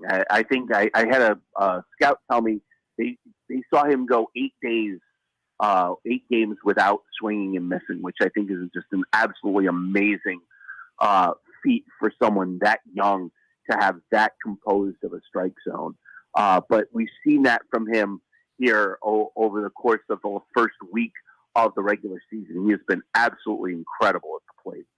He's Steve Carney, stpete9.com, stpete9.com, also host of the Under the Orange Roof podcast. Follow Steve on Twitter, Steve Carney, Carney. Listen, we knew if the starting pitching stayed healthy, it was going to be really good. As Mark has pointed out, it's outstanding, and in theory, it's going to get better because they're going to get Glasnow back. All right. The lineup we knew would be better. It's obviously not going to be like this all year, but we knew the lineup was going to be better. The thing you worry about every year, Steve, is a bullpen. Bullpens, you have no idea year to year what they're going to be like. We thought young power arms, they'd probably be better than most. What about the bullpen, if anything, has surprised you?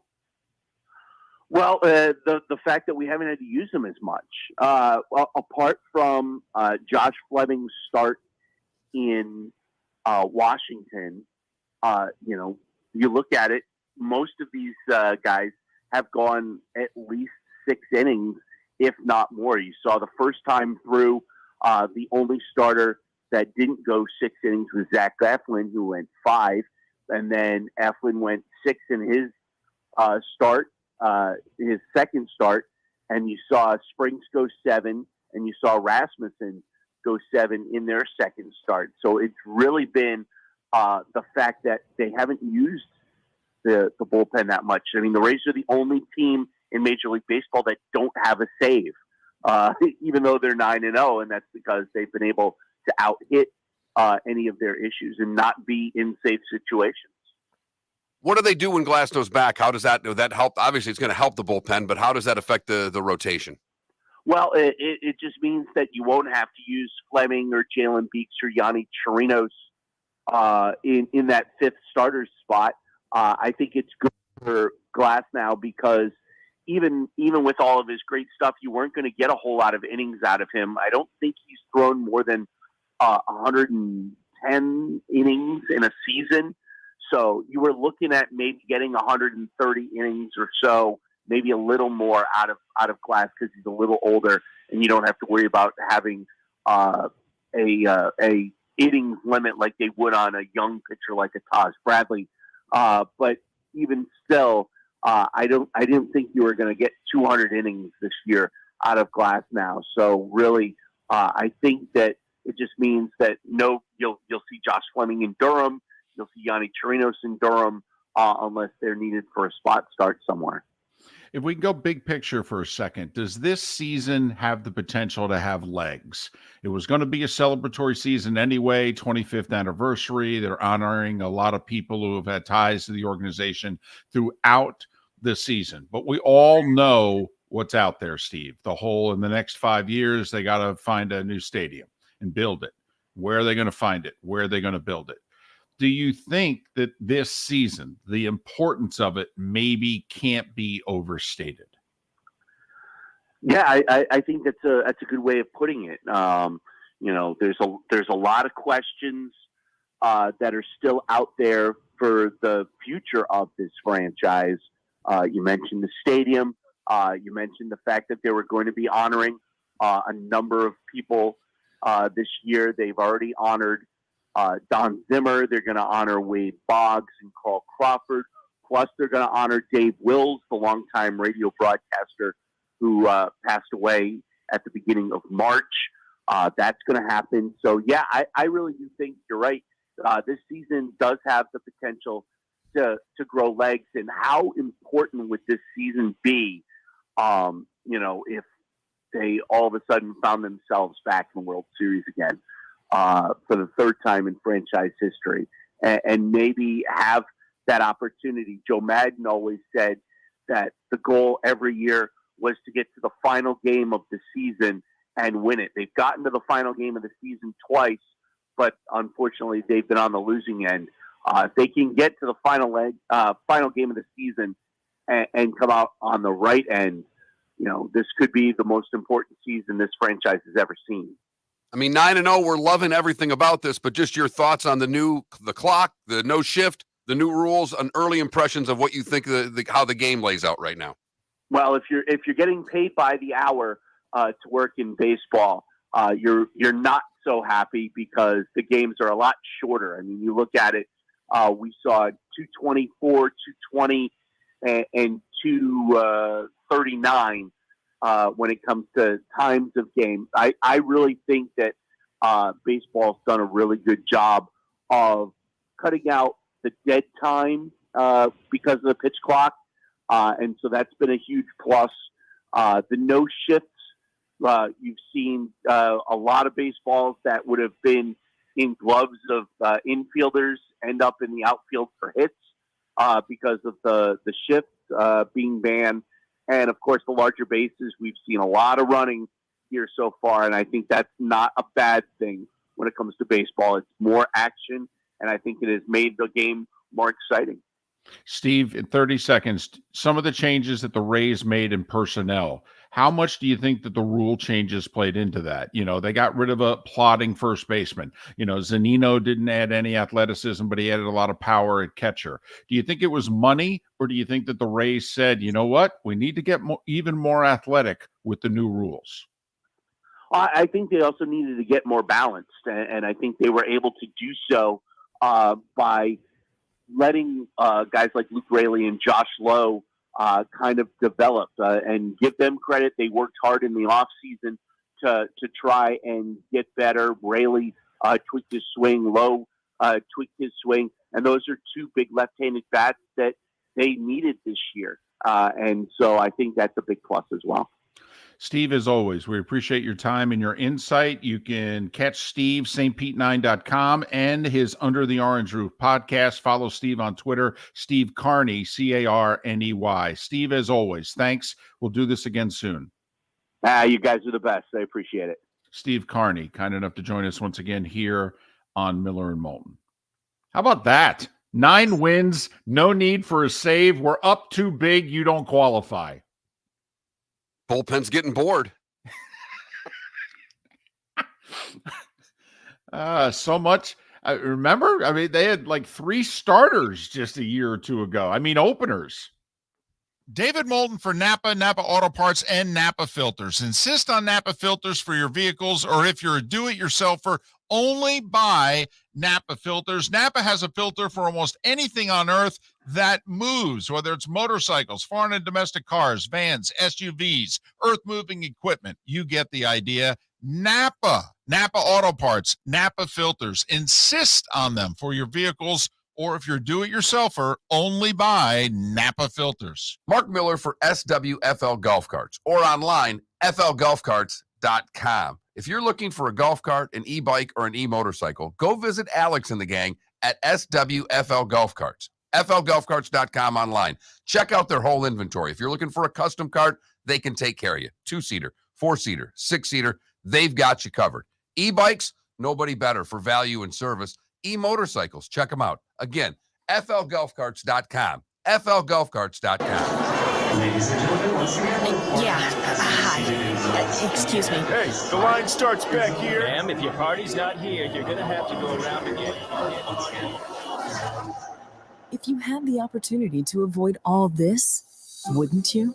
Salt Live is the official transportation provider of the Miller and Moulton Morning Show, making your trip to and from the airport seamless and stress-free. Salt Live is supported with the help of local partners like the Bayfront Inn. Gather your family and friends and enjoy a leisurely day on the water with a pontoon or deck boat. If you prefer to explore the waterways without a motor, the Bayfront has canoes, standboards, and kayaks. At the end of your journey, enjoy lunch or dinner at the Bamboo Tropical Bar and Grill. The Bayfront Inn, something for everyone on 5th Avenue in downtown Naples. BayfrontInNaples.com. When you need a ride, book with Salt Live Transportation, 308-8686, or book on saltlivetransportation.com.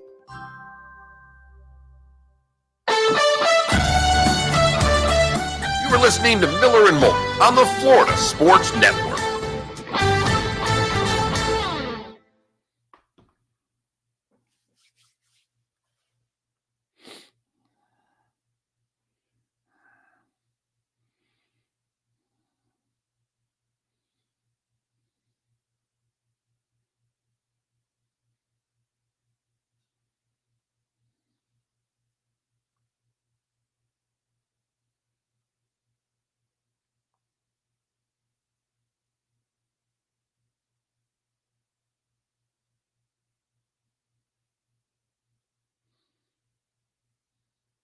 St. Martin, huh?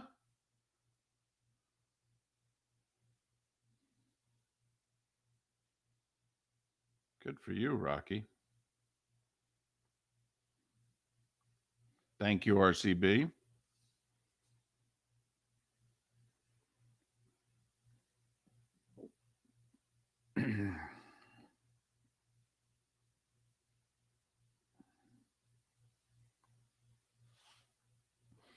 Morning, Logic Man. Adam, I'm not a beard guy, so I think most people's beards need to go. But speaking of which, you shaved, didn't you? Oh, get into that.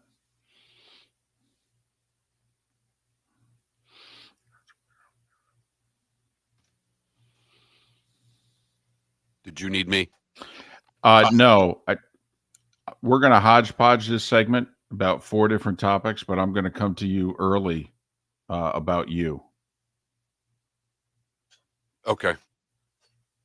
We just had a couple of words go over the air there. That was my fault. I hit the wrong button. Fortunately, we didn't swear.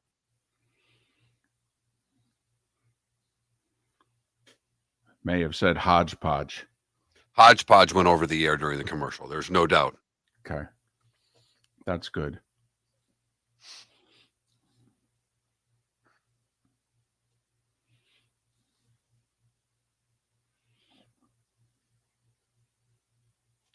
I dialed the wrong number for Steve. That's why I started with the right number, then looked at the end of Mark Lie's number. So I dialed the first 7 of Steve and the last 4 of Lie, and it went right to a machine. And I'm like, what the hey? Like, damn it, Moulton, give me the right number. No, I knew it wasn't you. And then I'm panicking because I'm trying to get you on the air, and I'm just, And meanwhile, I mean, you look like a pro because the timing was impeccable. Got me on, you make the call, you pick them up. I'm done doing the spiel, Miller and Moulton, blah, blah, blah. As soon as I'm done with the spiel, you're like, he's on, man. Let's go right to it.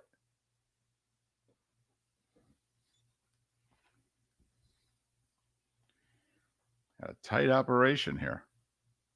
Yeah, the mustache is gone. I was really becoming attracted to it too. As we're going to get into that.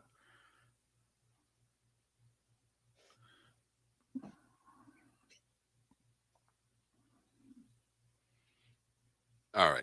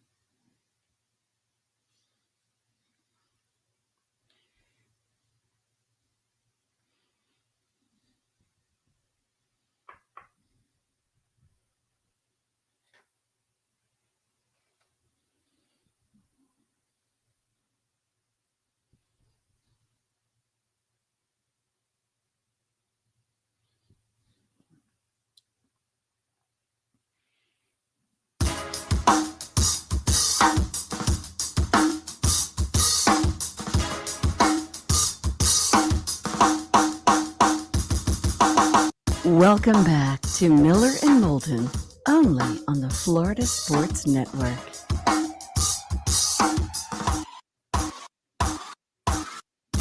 "21 minutes past the hour. Thanks so much for being with us. Miller and Moulton, the Florida Sports Network, floridasportsnetwork.com. Cordell Woodland, who covers the Ravens, they made a big signing yesterday. Will it work out for them? will be the key to making life and the pursuit of happiness better with their star quarterback. We'll talk to Cordell about all of that coming up in a little more than 15 minutes time. A reminder, Miller and Moulton tomorrow, David Sampson, Pat Kerwin, and we think we're going to have Tony Fiorentino, legendary Heat broadcaster, longtime coach. All right, Heat play in against the Hawks in Miami is tomorrow night, so we'll preview that all on tomorrow's show. Mark, there's some matters that we have to clean up from last week, if it's okay with you. That's fine. We are very inconsistent with our poll questions for numerous reasons, but we went with one question last week, one hard-hitting question at the start of the Masters. What concession sandwich would you go with at Augusta? Pimento cheese or egg salad? And let me tell you, Mark, we might as well have asked, who do you like better? You know, Jack or Tiger? I mean, man, heated, heavy turnout at the polls, close vote, waiting on Miami-Dade County's results. And dependent on what camp you were in, David, they either showed up heavy or they didn't show up at all, because pimento cheese, in one of the closer battles we've ever had, took down egg salad in an epic battle. I feel like you won either with a birdie on 18 or in a playoff. You beat me.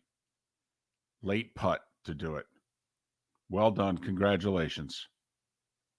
I mean, when Gino Toretta's chiming in, I know the question, we hit a home run with that one, David. He chimed in. He said pimento cheese, but didn't he advise you like adding some barbecue to it? Yeah, then he wanted to add the barbecue to it. And I wanted to say, Gino, no offense, you add barbecue to anything, it's good. So we'll discuss that with Gino during the football season. Right on the eve of it. Listen, before we get to, the Canes and what have you, we got to ask you about this whole pimento cheese egg salad controversy that you helped start. But you were growing a stash last week, and it was starting to fill in. It was starting to get almost dangerous. It looked good. I mean, let's be honest. We all loved it. I loved it. I was going to say by we, who fell under the we umbrella? I have to admit, I liked it. Men fell under it. Right. From the golf course to you, to the Twitch chat room, to just out and about. Right. My son, because he goes, I got to see a picture of this thing. Yes, I sent him a picture. He's like, it's fantastic. Right. Now, simple question. How many men besides yourself reside in your household? None. Okay. 0. Zip, zilch, nada. But you were growing the stash because the women in your household hated it and were giving you more grief by the day, and that just made you grow it even more. If it wouldn't have been for the Easter holiday, the stash would still be here. So it was Easter is what you're saying. Is there another holiday that would have Mother's Day? If it was Mother's Day, would you have shaved? Ooh, that's a great question, David, because the mother of my daughter hated it. Correct. My mother had zero problem with it. In fact, liked it. Sure. And that's really the mom that I report to on Mother's Day, if you know what I mean. You may report to her, but you don't live with her. No, I don't. But it really got annoying that I would go give my wife a kiss goodbye. Every morning, my wife, we get up early in our house. Not only do I get up early, my wife gets up early. Our house is up and going. When I leave for the show, everybody's awake. At 5:30 in the morning, the daughter's up, the wife's up, we're ready to go. And I go give my wife a kiss goodbye every day. Mm-hmm. And every once in a while, in those 2 weeks of the mustache, probably out of the 10 goodbye kisses, I snuck one in where she just wasn't paying attention, leaned over and kissed me, and then was disgusted by it. Most of the time, she just turned her face and offered me the cheek. And I do like my wife enough that at some point, I wanted to kiss her again. She was winning that category of the mustache. I may have had the mustache, but she had hand, if you know what I mean. I Or had cheek. no hand. The only hand I had, I was going to have to use. I like the fact, and I don't know how many other married men or men that are in a serious relationship right now can appreciate the fact that you two kiss each other on the lips in the morning. Okay. As opposed to, because I think a lot of couples do the, good morning, goodbye, whoever leaves the house first kiss. But how many of those kisses are cheek kisses and how many of those kisses are lip kisses? I'm impressed that you two morale, 10 years married? Yeah. Okay. Soon to be 9-year-old daughter. I mean, morale is still good enough that you guys want to plant one on each other. I'm impressed. Not all we've got anymore, David.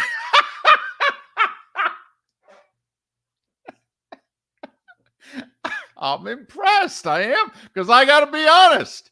I get a cheek. I Now was sick of the cheek. I shaved because I'd had enough of the cheek. Okay. I get a cheek.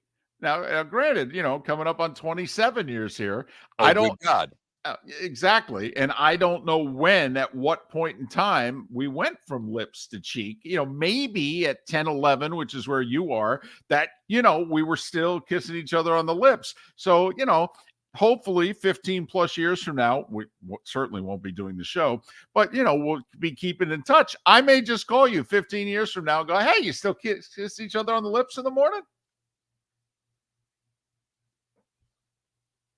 That's a goal. I like that. That's a life goal for me, to see if when I get that text from you during the Masters, to see if John Rahm's in a top 5. Yeah, well done. Good job by you guys. So Saturday night, Sunday morning, Easter morning, when'd you shave it? Friday night. Oh my, you really caved. You wanted to make sure Saturday was make it happen night. You're damn right I did. You're damn right I did. I was not taking any chances. There you go. At all. Smart man. I mean, you got your pride, and then right. So all right, quickly, a couple of minutes. So the NBA regular season ended yesterday. We like to do when the season starts, over-unders. 30 teams in the league. How many do you think finished over? How many do you think finished under? What the Vegas said, here's your win total. The Heat, by the way, for the record, went under. Their win total was 48.5. They won 44. The Heat were an under. The Magic, surprisingly, were an over, since they started 5-20. And their over-under, I think, was 27.5, and they ended up with 34. I'm going to go 13 overs. Man, you are on fire. 12 overs, 18 unders. Only 2 of the unders by a half, by the way. Washington and San Antonio were both under by a half. Spurs won their last game of the year, so that one didn't come down to that. Wizards, I believe, lost their last game of the year. So we had 1 over-under come down to the final game of the year. Well done, Mark. So once again, and we do this in all the sports. We say most people bet overs. And what is it you should do? Bet unders. Vegas sets you up. Everybody thinks more highly of their team than Vegas does. You want to be optimistic. You want to also think, come on, the team's not going to be that bad. I mean, look at that. Is there anything more negative than an under on a win total? It is negative. It is. I mean, at least when you bet an under in a game, you're winning for the majority of the game. You're going to win for 90+% time, most of the time. Even if you don't win the bet, you're always winning with an under. But the season, you're just basically telling a team they suck. Well, you're not sucking. You're just going to David Moulton for Napa Auto Parts, and Napa Filters. Insist on Napa filters for your vehicles, or if you're a do-it-yourselfer, only buy Napa filters. Napa has a filter for almost anything on earth that moves, whether it's motorcycles, foreign and domestic cars, vans, SUVs, earth-moving equipment. You get the idea. Napa Auto Parts, Napa filters. Insist on them for your vehicles or if you're a do-it-yourselfer, only buy Napa filters. Mark Miller for SWFL Golf Carts or online, flgolfcarts.com. If you're looking for a golf cart, an e-bike, or an e-motorcycle, go visit Alex and the gang at SWFL Golf Carts. flgolfcarts.com online. Check out their whole inventory. If you're looking for a custom cart, they can take care of you. 2-seater, 4-seater, 6-seater, they've got you covered. E-bikes, nobody better for value and service. E-motorcycles, check them out. Again, flgolfcarts.com. flgolfcarts.com. Ladies and gentlemen, once again. Yeah. Hi. Excuse me. Hey, the line starts back here. Ma'am, if your party's not here, you're gonna have to go around again. If you had the opportunity to avoid all this, wouldn't you? Salt Live is the official transportation provider of the Miller and Moulton Morning Show, making your trip to and from the airport seamless and stress-free. Salt Live is supported with the help of local partners like the Bayfront Inn. Gather your family and friends and enjoy a leisurely day on the water with a pontoon or deck boat. If you prefer to explore the waterways without a motor, the Bayfront has canoes, standboards, and kayaks. At the end of your journey, enjoy lunch or dinner at the Bamboo Tropical Bar and Grill. The Bayfront Inn, something for everyone on 5th Avenue in downtown Naples. BayfrontInNaples.com. When you need a ride, book with Salt Live Transportation, 308-8686, or book on saltlivetransportation.com.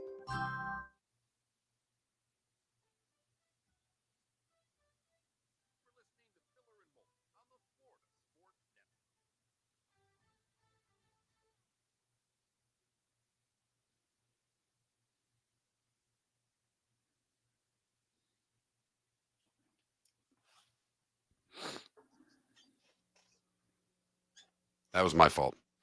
Oh, no fault at all. Yeah, we were about 9 seconds late for the break. That's why I cut out that ID. Huh.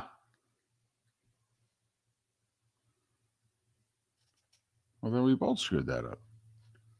I gave a 1 and then I just quit paying attention. I did too. I didn't see another cue. So, you keep talking till you get a cue. In that case, I kept talking till I got a stop sign. You going to type in Cordell here? Oh, yep. Let me do that.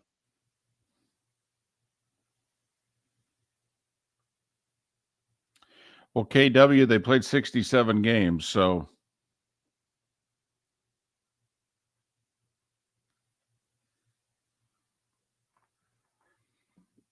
no, Ramsey took a week off.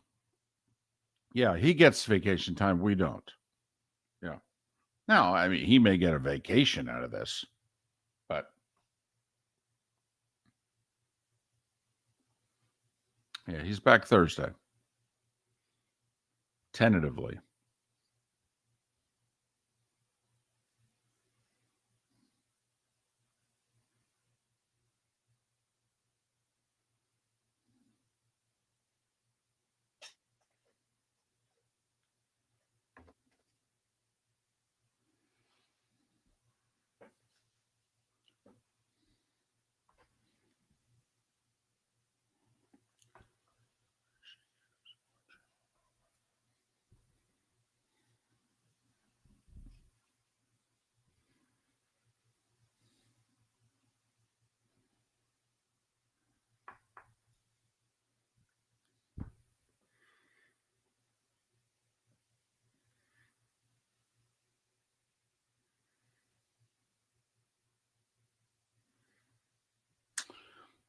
I will say, KW, it surprises me a little bit because, one, we had so many upsets.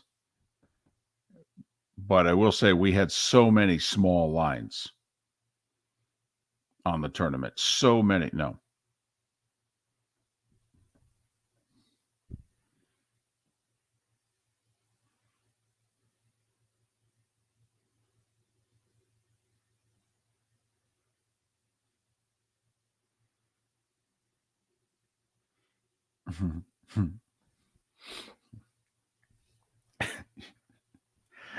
Felipe has no idea how difficult his life is now going to become because now Mark knows how to do his job.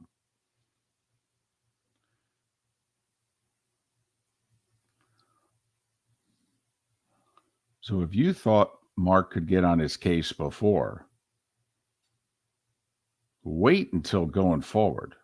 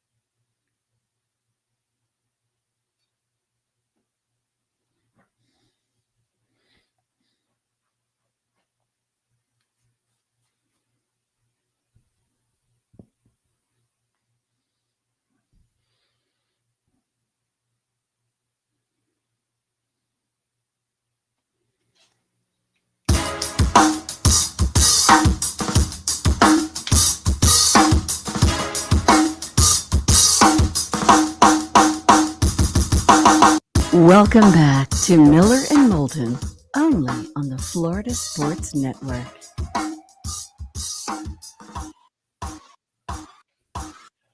"22 minutes before the top of the hour, 16 until we're out of here. The final segment of Miller and Moulton for those in Lake City and surrounding areas, Tampa, St. Pete, Port Charlotte to Venice. The bonus hour awaits for the 239 at the top of the hour. Cordell Woodland is kind enough to join us right now. He covers the major sports scene in Baltimore, that, of course, being the Orioles and Ravens. He's also got a show on 105.7 The Fan in Baltimore. And Mark, he had the worst thing that could ever happen to us happened to him yesterday.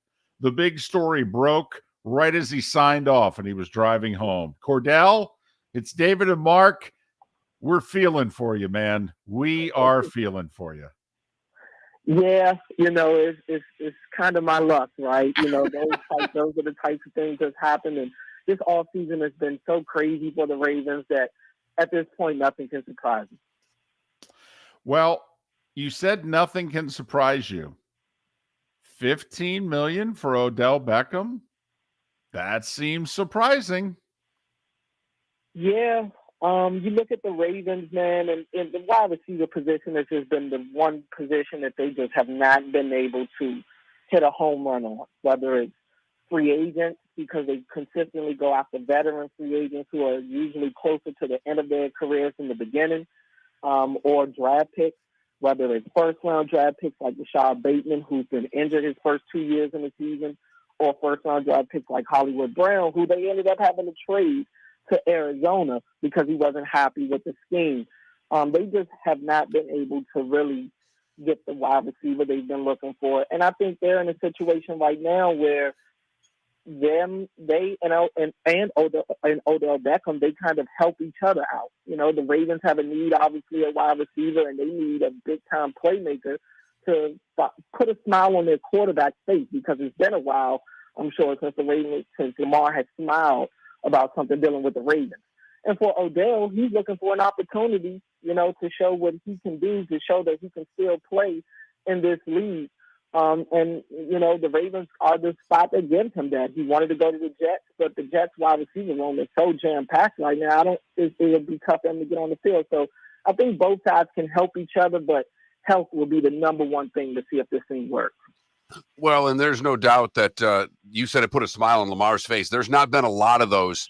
This is, of all of this, this has to give some relief to the Ravens that they're going to have their quarterback back. I think so. For at least this year. Look, I've kind of felt like Lamar would at least play on the tag this year. I find it hard to believe that he's just going to leave all of that money sitting there. But, you know, I think it's a good thing for the Ravens to feel like Lamar's happy. You see, he and Odell Beckham were on FaceTime yesterday. Lamar's posting pictures of it. The Ravens posted pictures of it. So I think everybody in Baltimore has definitely gotten a little bit of a sigh of relief because it's been a tough couple of weeks, tough couple of months regarding this Ravens and Lamar relationship so far. So for them to get Odell Beckham, it does make you feel better about the fact that Lamar Jackson will be their quarterback next year. Have Lamar and the Ravens been talking, or is this in a strange way the way they have only communicated in the last couple weeks, which is, I guess, Lamar talking to Odell, Odell talking to Lamar, then Odell talking to the Ravens? I mean, Cordell, are Lamar and the Ravens talking to each other, or are they just, yeah, they're talking, but they can't agree?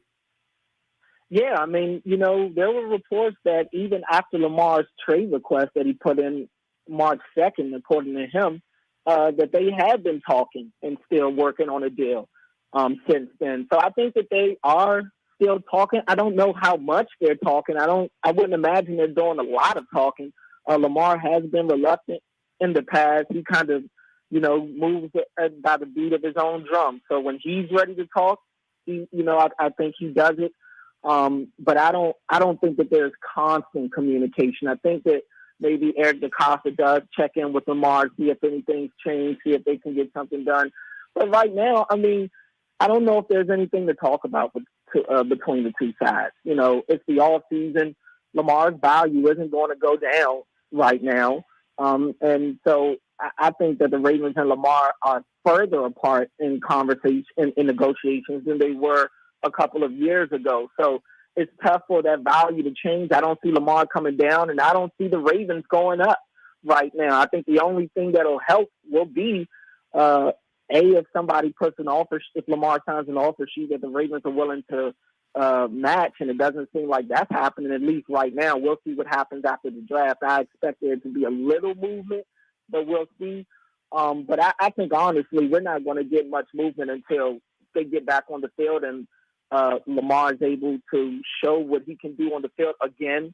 And I think that's the only thing that's going to change his value. Right now in the offseason, I mean, both sides are kind of stubborn, and I don't think there's going to be any movement in terms of negotiation. Well, how stubborn is Lamar going to be when it comes to signing the franchise tag and showing up? Do you think everything will run according to Hoyle come August, or do you think there could be a holdout?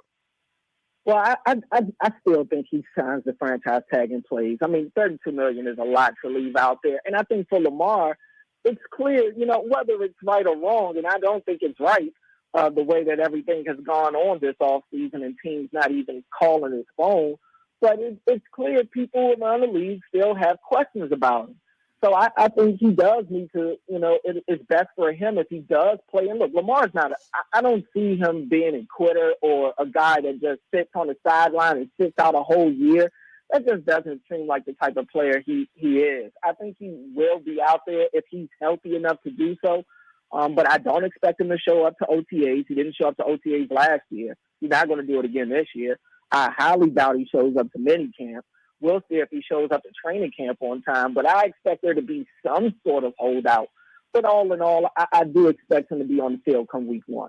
He's Cordell Woodland. He covers the Ravens at 105.7 The Fan in Baltimore. Also hosts a show there as well. Follow Cordell on Twitter at Cordell Woodland.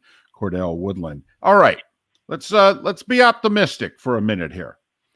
Lamar's going to show up at some point. They've added Odell. The Ravens, they haven't had it in the last 2 years. Let's say they get some good health for a change. How good are they? I mean, 2 years ago when he got hurt, at that time, they were the 1 seed in the AFC. Mm-hmm. Last year, I mean, they were 8-3 until he got hurt, you know, last year. So let's go glass more than half full here, Cordell. Lamar's going to show up, and people are going to stay healthy. How good are they? Well, they could be really good.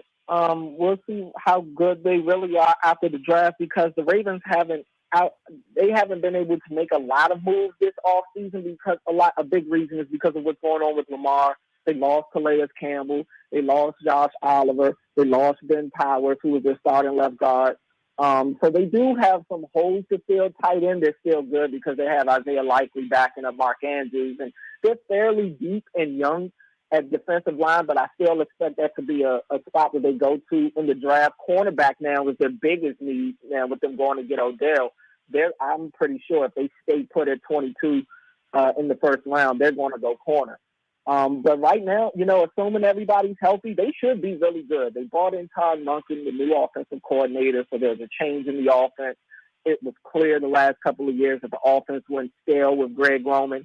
I am excited to see what Todd Monken can do with these guys. He has a history of being able to take what he has at his disposal and maximize that.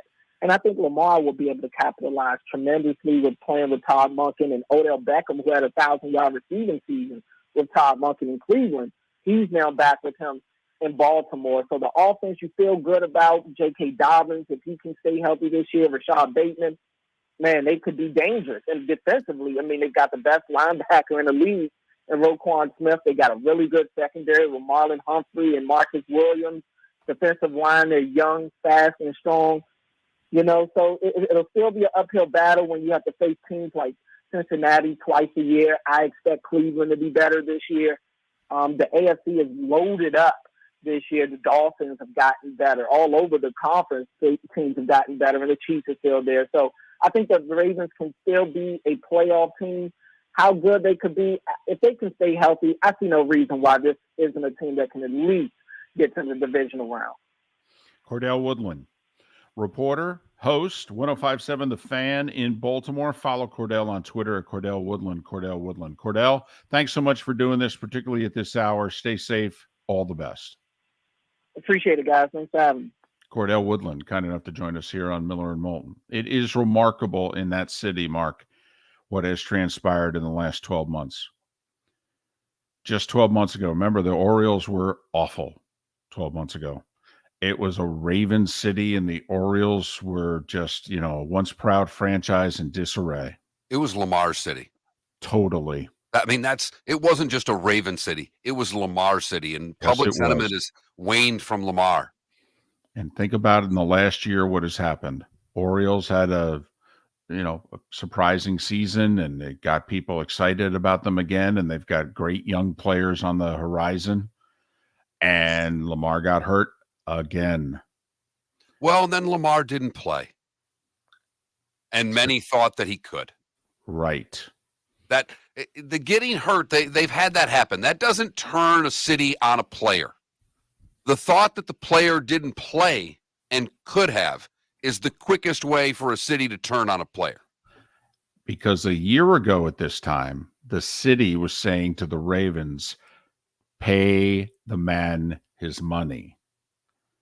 But after another injury and then debate about whether or not he could have played in a playoff game, much of the city is kind of like, well, maybe we should take Hendon Hooker at 22 and we'll tag Lamar and then we'll trade him. What do you say? I'm moving on from this bum. Don't know why I fell in love with this guy anyway. It's funny how that happens in a relationship. Really quickly. Right. And it happened to Lamar, and it happened to Lamar with the Ravens and their fan base, and obviously with ownership. This is where I do think, David, this is part of the bigger picture of Lamar not having an agent. I have to admit, Mark, this is another example of I do not understand the NFL salary cap. You and I study this. Well, we really have. It's embarrassing how much time each of us have spent trying to learn and understand the NFL salary cap. I mean, there are members of my family that I have not given the time that I have given the NFL salary cap. The Ravens had less than $10 million in cap room heading into the weekend. I know that for a fact. They just handed Odell Beckham a $13.8 million signing bonus. He's going to make $1.2 million, a little less this year as salary. That's correct. So that's $15 million guaranteed on what we are led to believe is a 1-year contract. That it's not a 3-4 year deal where you can take that signing bonus and, chop it up over 3-4 years. So unless there are voidable years in this contract, that it's a 4 or 5 year deal, and we know 3 and 4 of those years are dummy years, I'm trying to figure out how the heck they're fitting him under their cap. So there must be voidable years here. Well, that's why if you look at, there's nothing that says it's signed. It's, expected to sign such and such deal. So it's there, it's done. They've got it in a drawer. They're not turning it into the league yet because they've got to cut a few players or rework a handful of deals. So I guess they're going to be paying Odell $3-4 million a year from like 24, 25, and 26 is what it sounds like also. So whatever.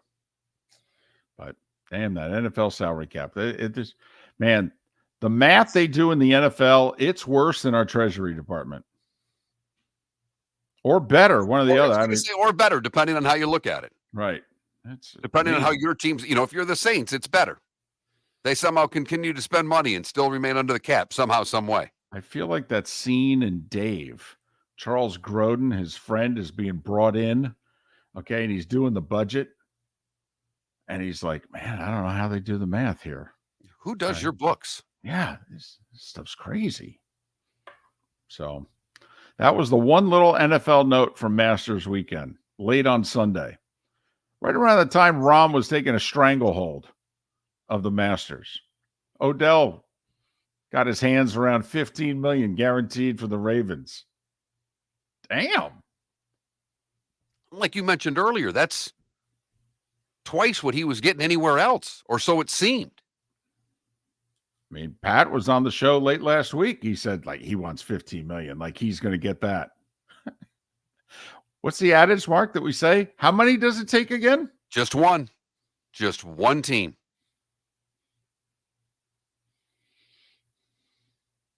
David Sampson, Pat Kerwin, Tony Fiorentino will be on the show tomorrow. In the 239, the bonus hour is next. Miller and Moulton, Florida Sports Network. David Moulton for Napa Auto Parts, and Napa Filters. Insist on Napa filters for your vehicles, or if you're a do-it-yourselfer, only buy Napa filters. Napa has a filter for almost anything on earth that moves, whether it's motorcycles, foreign and domestic cars, vans, SUVs, earth-moving equipment. You get the idea. Napa Auto Parts, Napa filters. Insist on them for your vehicles, or if you're do-it-yourselfer, only buy Napa filters. Mark Miller for SWFL Golf Carts, or online, flgolfcarts.com. If you're looking for a golf cart, an e-bike, or an e-motorcycle, go visit Alex and the gang at SWFL Golf Carts. flgolfcarts.com online. Check out their whole inventory. If you're looking for a custom cart, they can take care of you. 2-seater, 4-seater, 6-seater, they've got you covered. E-bikes, nobody better for value and service. E-motorcycles, check them out. Again, flgolfcarts.com. flgolfcarts.com. Ladies and gentlemen, once again. Yeah. Hi. Excuse me. Hey, the line starts back here. Ma'am, if your party's not here, you're going to have to go around again. If you had the opportunity to avoid all this, wouldn't you? Salt Live is the official transportation provider of the Miller and Moulton Morning Show, making your trip to and from the airport seamless and stress-free. Salt Live is supported with the help of local partners like the Bayfront Inn. Gather your family and friends and enjoy a leisurely day on the water with a pontoon or deck boat. If you prefer to explore the waterways without a motor, the Bayfront has canoes, standboards, and kayaks. At the end of your journey, enjoy lunch or dinner at the Bamboo Tropical Bar and Grill. The Bayfront Inn, something for everyone on 5th Avenue in downtown Naples. BayfrontInNaples.com. When you need a ride, book with Salt Live Transportation, 308-8686, or book on saltlivetransportation.com. Located on the East Trail, locally owned Naples Tiki Bar and Grill is an outdoor eatery next to the Hitching Post Shopping Center. Island-inspired food with a true tiki theme. The best place in Naples to enjoy the beautiful weather in Southwest Florida. The Naples Tiki Bar and Grill offers a great menu for dine-in or takeout. Enjoy our famous pulled pork, huge burgers, and tiki bar cocktails. Don't miss happy hour every day from 3 to 6, and live music 7 days a week. See you soon at the Naples Tiki Bar and Grill, 11498 Tamiami Trail East. Miller and Moulton here for the Clutch Vodka Play of the Day. Mark, remember Nick Charles, Fred Hickman, the CNN Play of the Day? Yeah, CNN did a nightly sports show. That was a while ago. Yes, it was. Just work with me. Everyone liked the pod, the Play of the Day. So how about we have the Clutch Vodka Play of the Day? Sounds good. Fun. Smooth. Like Clutch Vodka. Listen weekday mornings for the Clutch Vodka Play of the Day. That's Clutch with a K.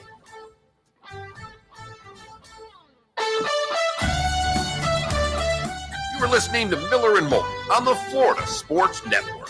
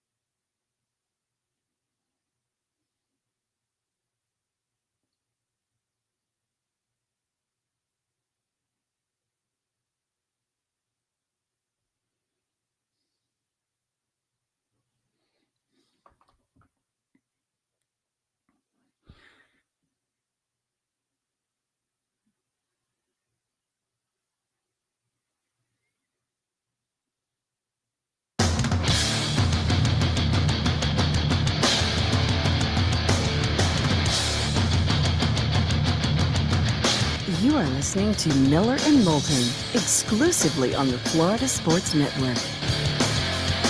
And now, here's Mark Miller and David Moulton. It is the bonus hour of Miller and Moulton on this Masters Monday, if you will, the Monday after Masters weekend, Easter weekend. I know some of you not working today. Good for you. Hope you had a good weekend with not just friends, but in all likelihood, family. How was your Easter weekend, by the way? Spectacular. Made a roasted leg of lamb for the first time yesterday. Wow. Really? How come? Well, the plan was to go to my mother's for dinner. She had bought the leg of lamb. She was going to prepare the leg of lamb, but my mother has season tickets at Barbara B. Mann for their theater season. Right. And yesterday was one of her plays. Gotcha. And dinner got shifted to my house. So she said, cook the lamb. Wow. So she had a great Easter. She went to her show and then she went straight to your house and ate. Brought a friend with her. So we had friends and family. She brought her buddy with her. And so that was nice. We had my mom's friend over and then the wife and daughter and I. So the five of us had a nice dinner. Cool. Had you know, the typical Easter, you know, we did a little church and then did a little breakfast, you know, that type of Easter. So if dinner was after a Barbara B. Mann show, it sounds like you were eating during the Masters. I was. Huh. I paused the Masters and then finished dinner and sat down and had to catch up. I am assuming like there are certain days in which the sporting event pulls rank. Yesterday was one of those days, but I didn't have a choice because Mom screwed it up. This was all set. I was going to watch the Masters, go to my mother's for dinner, and watch the Masters while eating dinner. It was all right there. Right. It was all laid out. Mm-hmm. And then it came to a screeching halt. So Mom could have her day. So I did what I was supposed to do and took care of the family yesterday. Leg of lamb? How did it turn out? Turned out really well. Nice. Good job. I was happy with the end product. And you're a tough critic on yourself when it comes to food. You know, other things, we cut ourselves some slack, but you know, you're pretty tough food critic on you. I mean, tougher on others, but you're pretty tough on you. So all good right. Easter. And what about you? Had Easter dinner at like 1? Yes, and we spent hours slaving over it, and by hours I mean it took me about 8 minutes to drive down to Honey Baked Ham on Friday to pick up the turkey and the ham, and while I was there I got rolls and mac and cheese. So your daughter is of the same cooking conviction that the rest of the family is, because you said you went to the daughter's for dinner. Right. So you just basically brought to-go food with you. Yes, but I will say, all right, you know, the partner there, he's the cooker. All right. He cooks and he's decent. All right. He's not as good as you, but he's decent. He really is. And he's willing. And he'll cook 7 days a week if need be. All right. So he was thrilled because he didn't have to cook. And we brought it over to their house. We bought the Easter dress. Okay. We brought the food. I mean. I must say the Easter dress for the granddaughter, you're kind of obligated at this point. I mean, your wife did dress the dog for about 5 years. The least she could do is dress the grandkid. Right. Now, I will say the wife did threaten to use some of the clothes that she dressed the dog with to use on the grandchild. So far, we have not, you know, dressed the grandchild in any of the dog's clothing. So that's good. I feel we're making progress. But, yep, Easter dress, Easter dinner. I mean, you know, that's how we got invited, I think. We're bringing it. Right. I mean, we're bringing everything. So, you know, do you mind if we eat? I will say we screwed up yesterday. No pictures. My wife's into pictures. We did not take a picture yesterday. All right. Granddaughter and the dress and what have you. So I'm not kidding. Little do the parents know. But my wife is looking after the daughter tomorrow while the parents are working. And we are going to, at some point, dress her up in the Easter dress again. And we are going to take photos. And then we will have Easter pictures. I would leave her in the Easter dress when the parents come home. Make a statement. Yes. What's going on here? Well, we didn't take pictures Sunday. So I can't believe that your wife missed an opportunity to take pictures of the, I mean, that is, it was a very awkward timing. You know, the granddaughter was sleeping when we got there. We were preparing the food while she was sleeping. Didn't want to put her in the dress right after she woke up. She woke up a little cranky. Then next thing you know, it's time for us to go. And it's like, oh, wait a minute. She's not in the dress. We don't have any pictures. And so we're going to have to, after the fact, we're going to recreate it. Yep.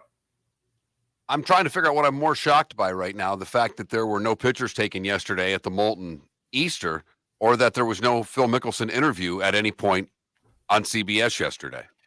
So he nearly holds it on 17, but Spieth makes birdie also. So Spieth's still a shot ahead of him. And I'm thinking to myself, if Spieth finishes tied with Phil or ahead of him, they can get out of not interviewing Phil.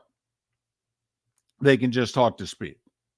But when they do the whole birdie bogey thing on 18, and now Phil beats him by a shot, and Phil's the leader in the clubhouse. The leader in the clubhouse of the Masters, who's a 3-time Masters champion, who, and I will say, Nance was glowing at the very end.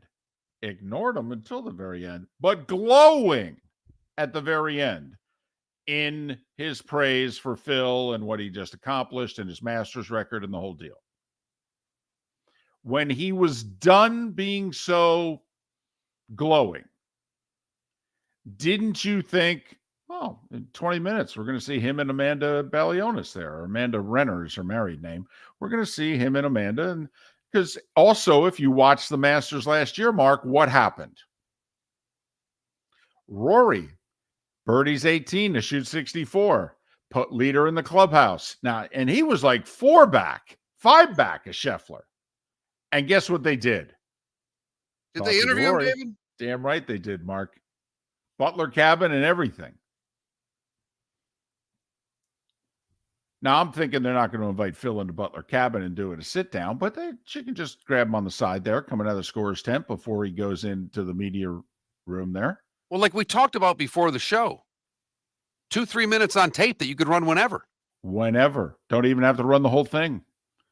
Could just end up with one question. And I mean, it's not like a whole lot was going on the back nine. Koepka was trying to hold on. Rahm was hitting the ball great, making a bunch of pars, except for the par fives, which he birdied. I mean, there was not a whole, nobody was making a run. No, because if the run would have come from that next group, we'd have had a hell of a tournament yesterday. Right. But the run came from Spieth and Phil Mickelson, who were out of it. And at the time Phil posted, Rahm hadn't gotten through Amen Corner yet.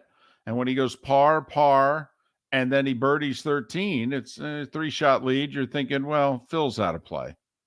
Rahm's not going to play the last 5 holes 3 over. And then when he knocks it to 4 or 5 feet on 14, Rahm, by the way, said that to him, the moment was the second shot on 14, he said, might have been the best shot I hit all week. And he said, when I birdied 14, he goes, that's when I thought to myself, I got this. He said, now I'm an aggressive player. If I got a 4-shot lead, I say to myself, make it 5. He goes, but when I walked off the 14th green, he goes, I thought I had it. And remember, Koepka, who had birdied 13, bogeyed 14. So you had the 2-shot swing, and there you go. I thought, Mark, the week had gone really well. The delicate balance between Augusta, they allowed all the LIV guys to play. They didn't give them a lot of featured pairings. They did, by the way, announce before the final round Sunday they were going to make Spieth and Phil a featured group on Masters.com. Well, not a lot of LIV guys who got in featured groups on Masters.com. No, obviously Koepka got in there early because he played so well. But Reed was never in a featured group. and he's a former champion, obviously, and he was on the first page of the leaderboard.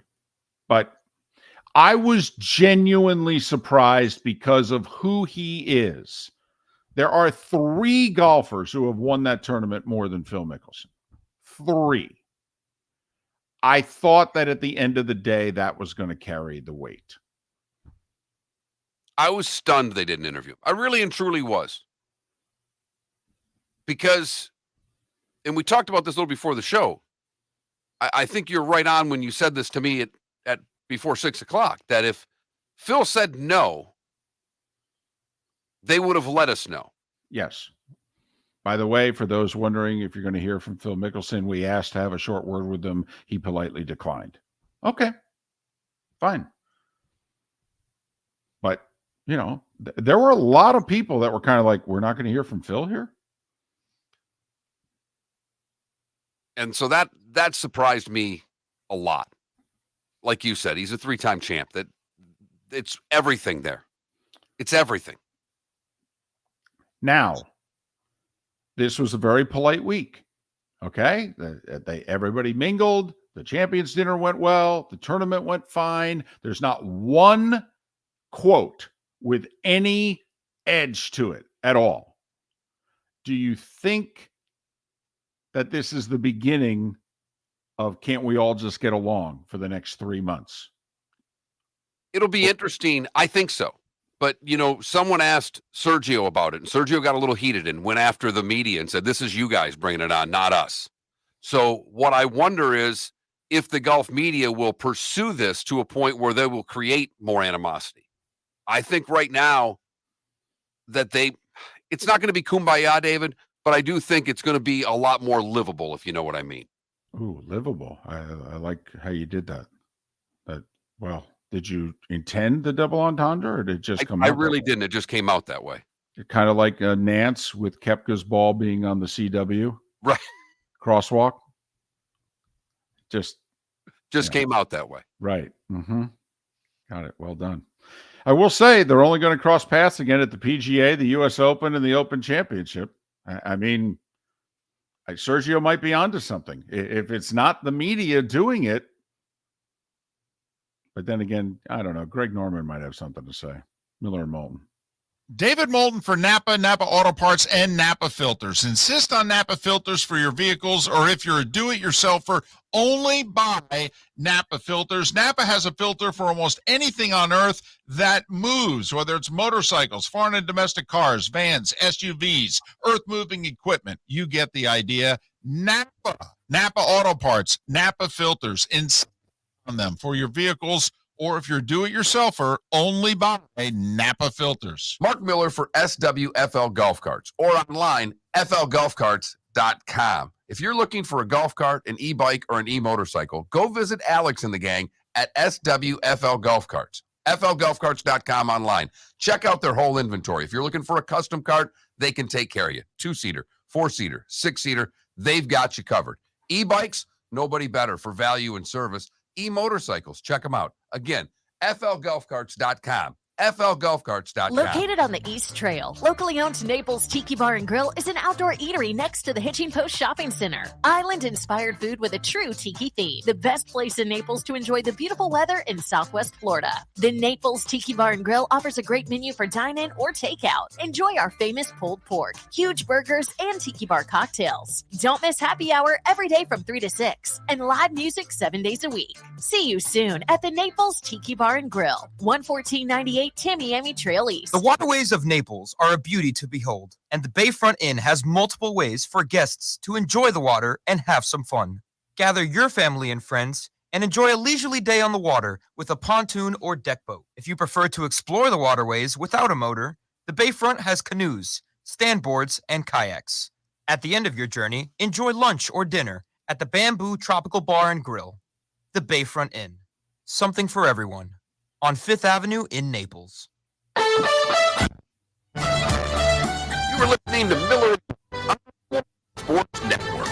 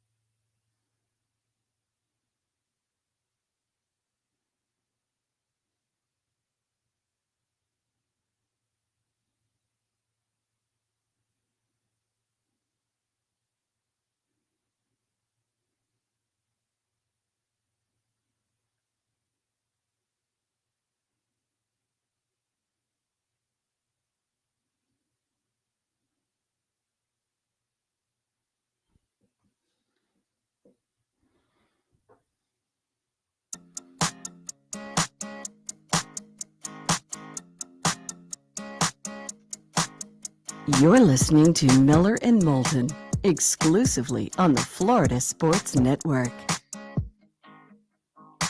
21 minutes past the hour. Miller and Moulton, the Florida Sports Network, floridasportsnetwork.com. Hey, one other master's point, if I may. Did you see? Now, you and I have mocked the world golf rankings because, well, we don't think they're very accurate. And they're not giving the LIV golf any credit at all. Whatever somebody does in those events, it's a zero. It's as if they didn't play. And boy, this weekend should have really changed the way the world golf rankings treat live golf. Well, here's also, Mark, how important a major is in the world golf rankings world. Phil Mickelson was 425th in the world golf rankings entering the Masters. That's with his PGA win counting, because I believe the world golf rankings is a 2-year, and obviously he won that major, it's almost 24 months, but it was 23 months ago. So that's still counted to a small degree. Phil was 425th in the world. T2 at Augusta. Where do you think he is now in the world golf rankings? From 425 to? In the 100s. 72nd. Wow. Yeah. Brooks Koepka. Brooks Koepka. And granted, he had won last week in Orlando on the LIV tour, but that's a zero. That's a zilch nada. Zero. He hasn't played since the Open Championship as far as the world golf rankings are concerned. Yeah. So he was 118th in the world. He finished T2. Where do you think he is now? Top 50? 39th. Patrick Reed finished T4 in a 3-way tie for 4th. Now, Reed had played DP World Tour and Asian Tour events in the last year. He had played like 6 to 8 of them, actually. So he's trying to keep his world golf ranking up there. He entered the Masters 70th. T4. He's also top 50. 45th. So, for whatever that's worth, but the Masters has said, now, in every player that we've just mentioned's case, they're automatically qualified for next year's Masters. Reed and Phil, because they're former champions. Koepka, because of his T2 finish, but also his last major was in 2019. You get a 5-year window. So he's in next year's Masters. But like, for example, and Dustin Johnson is in next year, even though he's fallen out of the top 50. But this just goes to show you, there were 18 LIV golfers in this year's Masters. Well, there are not going to be 18 golfers in next year's Masters unless a bunch of those guys have a couple of good majors. Because right now, there's no thought that the LIV Tour is going to get any world golf ranking points for the foreseeable future. But they certainly made a case that they should after the performance of their players this weekend. Now, there's still plenty of jokes. Why did Koepka lose? Well, they had to play 72 holes. Boom. But, yeah, I mean, if anything, and listen, you and I have problems we've actually tried to watch the LIV, whether it was YouTube last year or the CW this year, and we're not crazy about the coverage. We think it's very convoluted. It's wow, sensory overload. It's the opposite of normal CBS, NBC golf coverage, to be honest with you. It's a lot going on that screen. Yes. It's more like a video game than it is a golf tournament at times. Makes those ESPN News gambling shows look like they're doing a well-run production. Well played. But, T2, T4, 3 of the top 6 finishers. As was it Koepka who said, or Harold Varner afterwards, who said, you guys think we're either old or we suck now.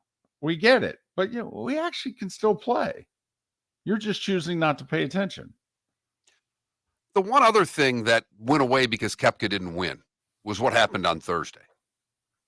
When right after Koepka hit a shot, his caddy told Woodland's caddy what he used. 5. Then he said it again. 5.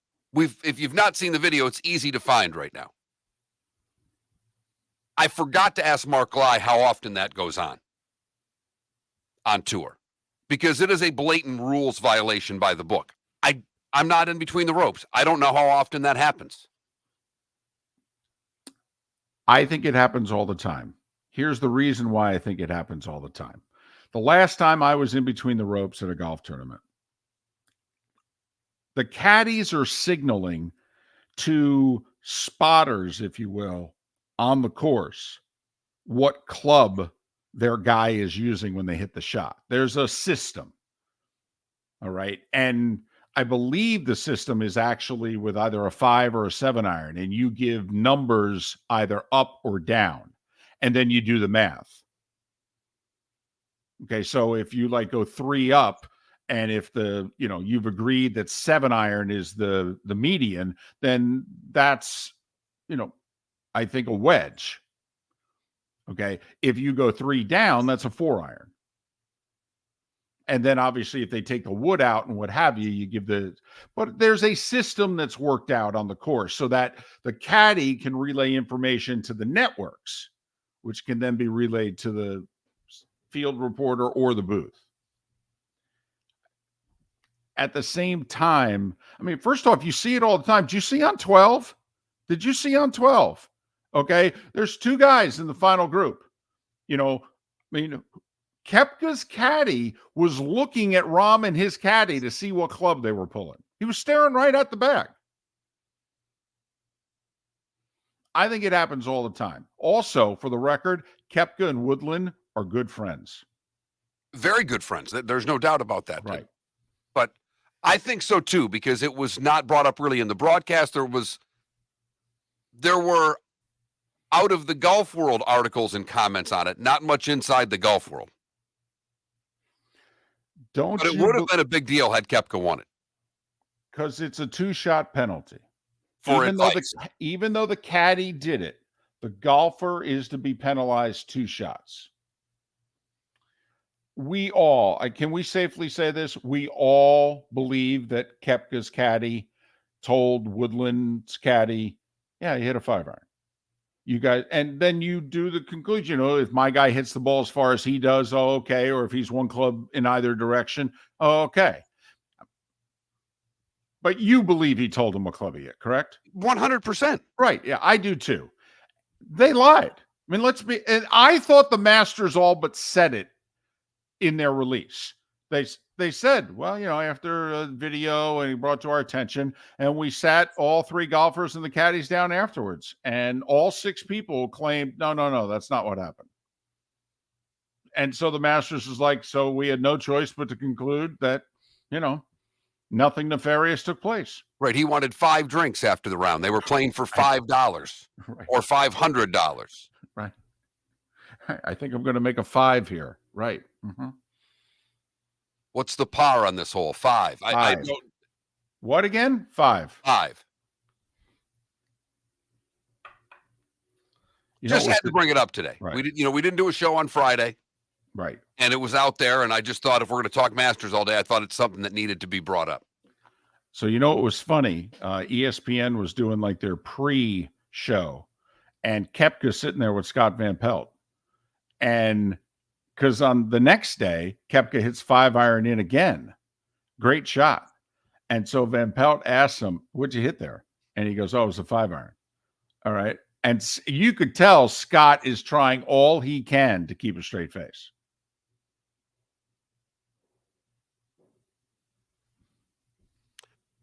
So just one of the other little stories from this week at Augusta, as it was a good week for Live Golf. There's no denying that. Almost a great week, but Jon Rahm had something to say about that. Great week for him. I'll tell you what, I will say this. Spieth needs the PGA for the career Grand Slam. Spieth made like 24 birdies at the Masters this weekend. I'm going to tell you right now, I'm going to pick him for the PGA.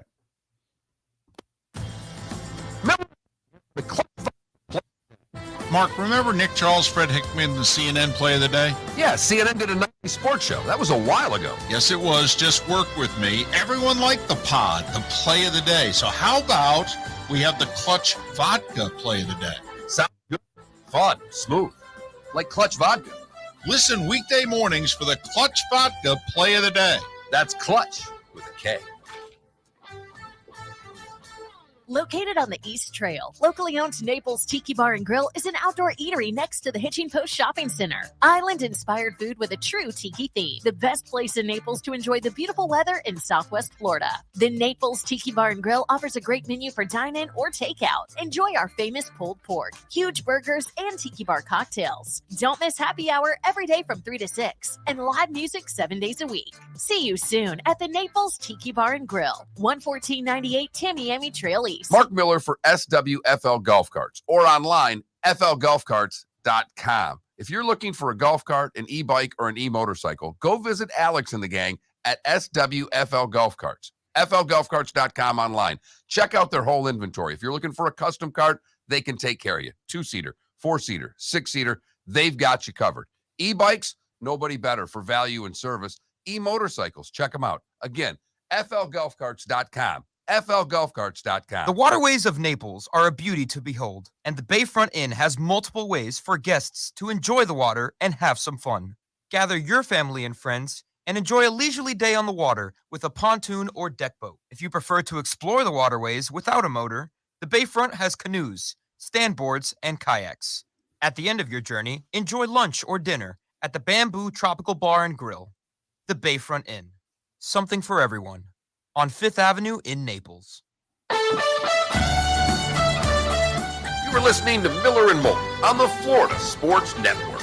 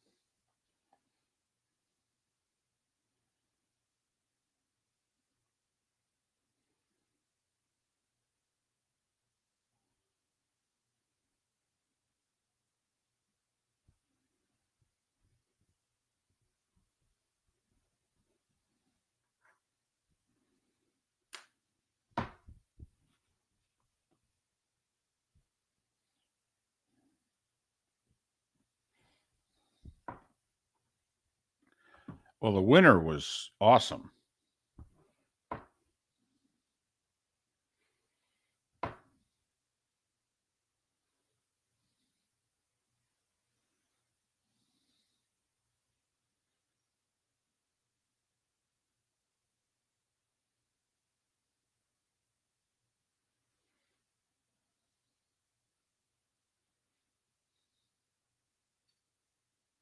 It's 6-on-4 though, DC.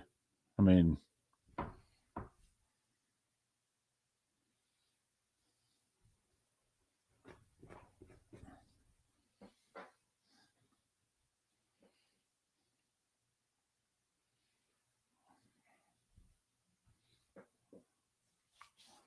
don't disagree, DC, but he's a college kid.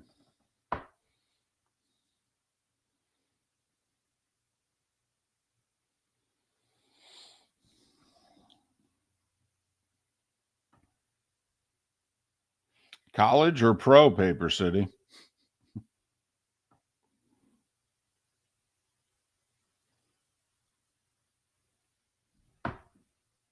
Too soon?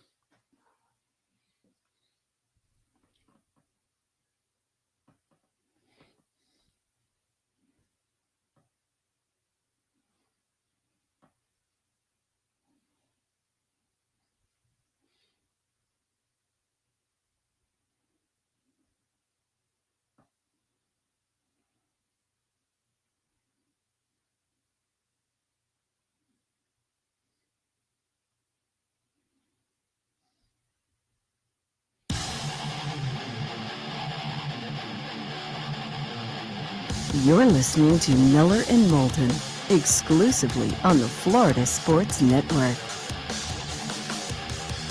22 minutes before the hour.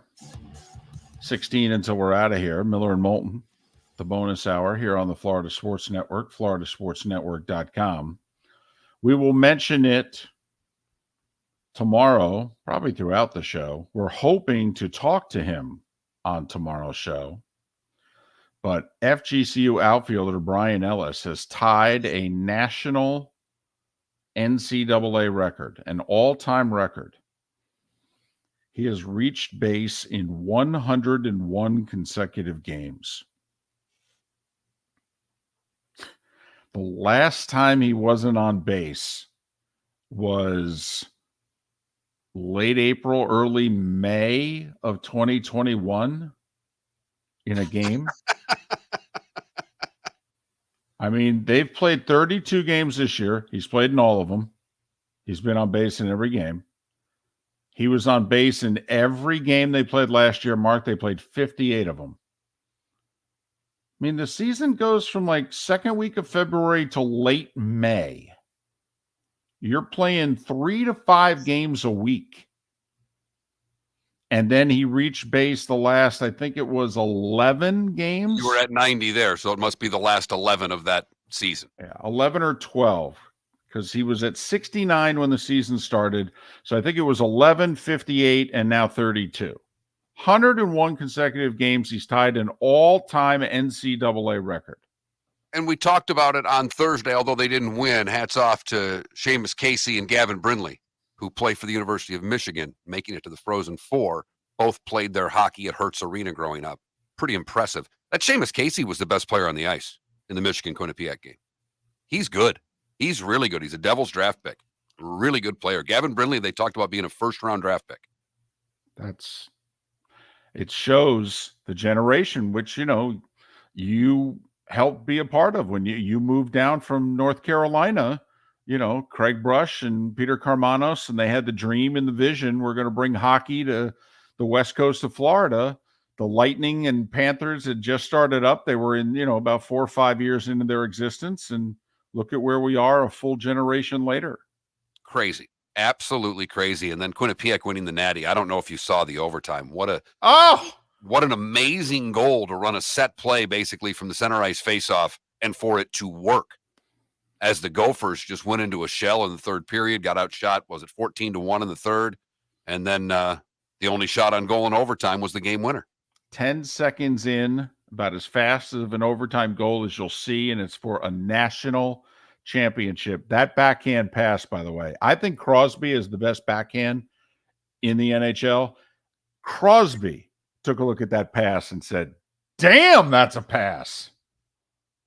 Very, very impressive. And Quinnipiac with the Natty after 2 sold-out nights at Amalie Arena in Tampa, which should be the home for the Frozen Four every damn year.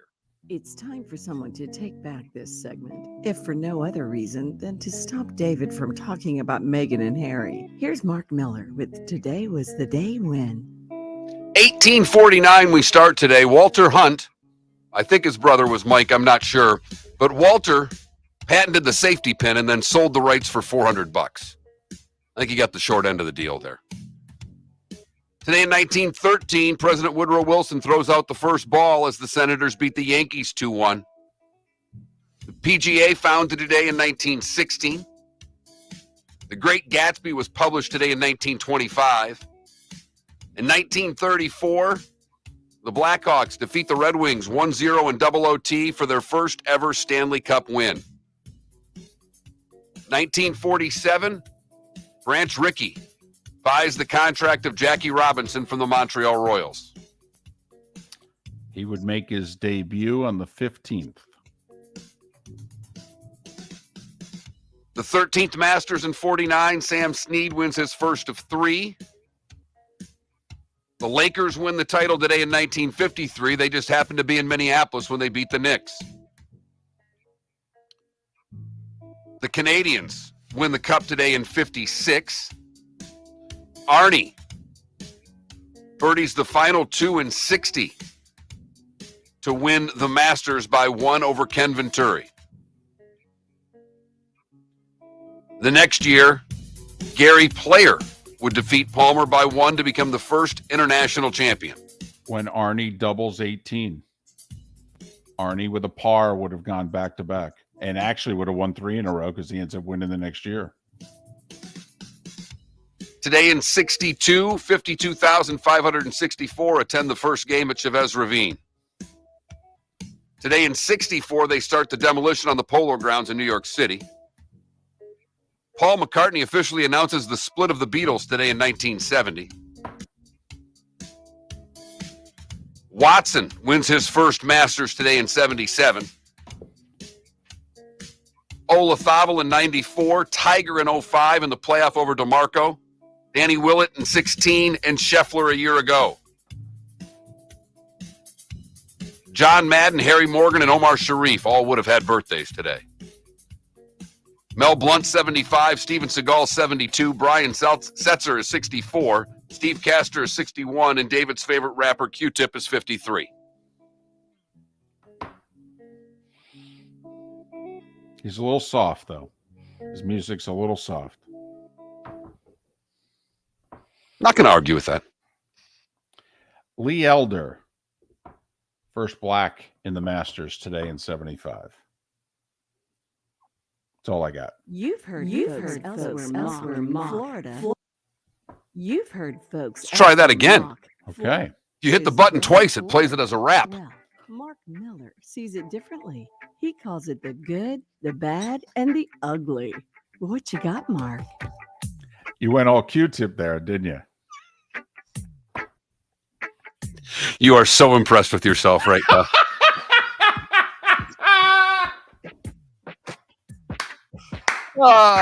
We go to Fort Myers for the good, where a woman woke up to 2 golden retrievers in her front yard Saturday morning. Huh. They weren't hers. The good news is that between she and a neighbor were able to find that they had a chip and get them back to their owners. So 2 golden saved. It's as good as I can make it today, David.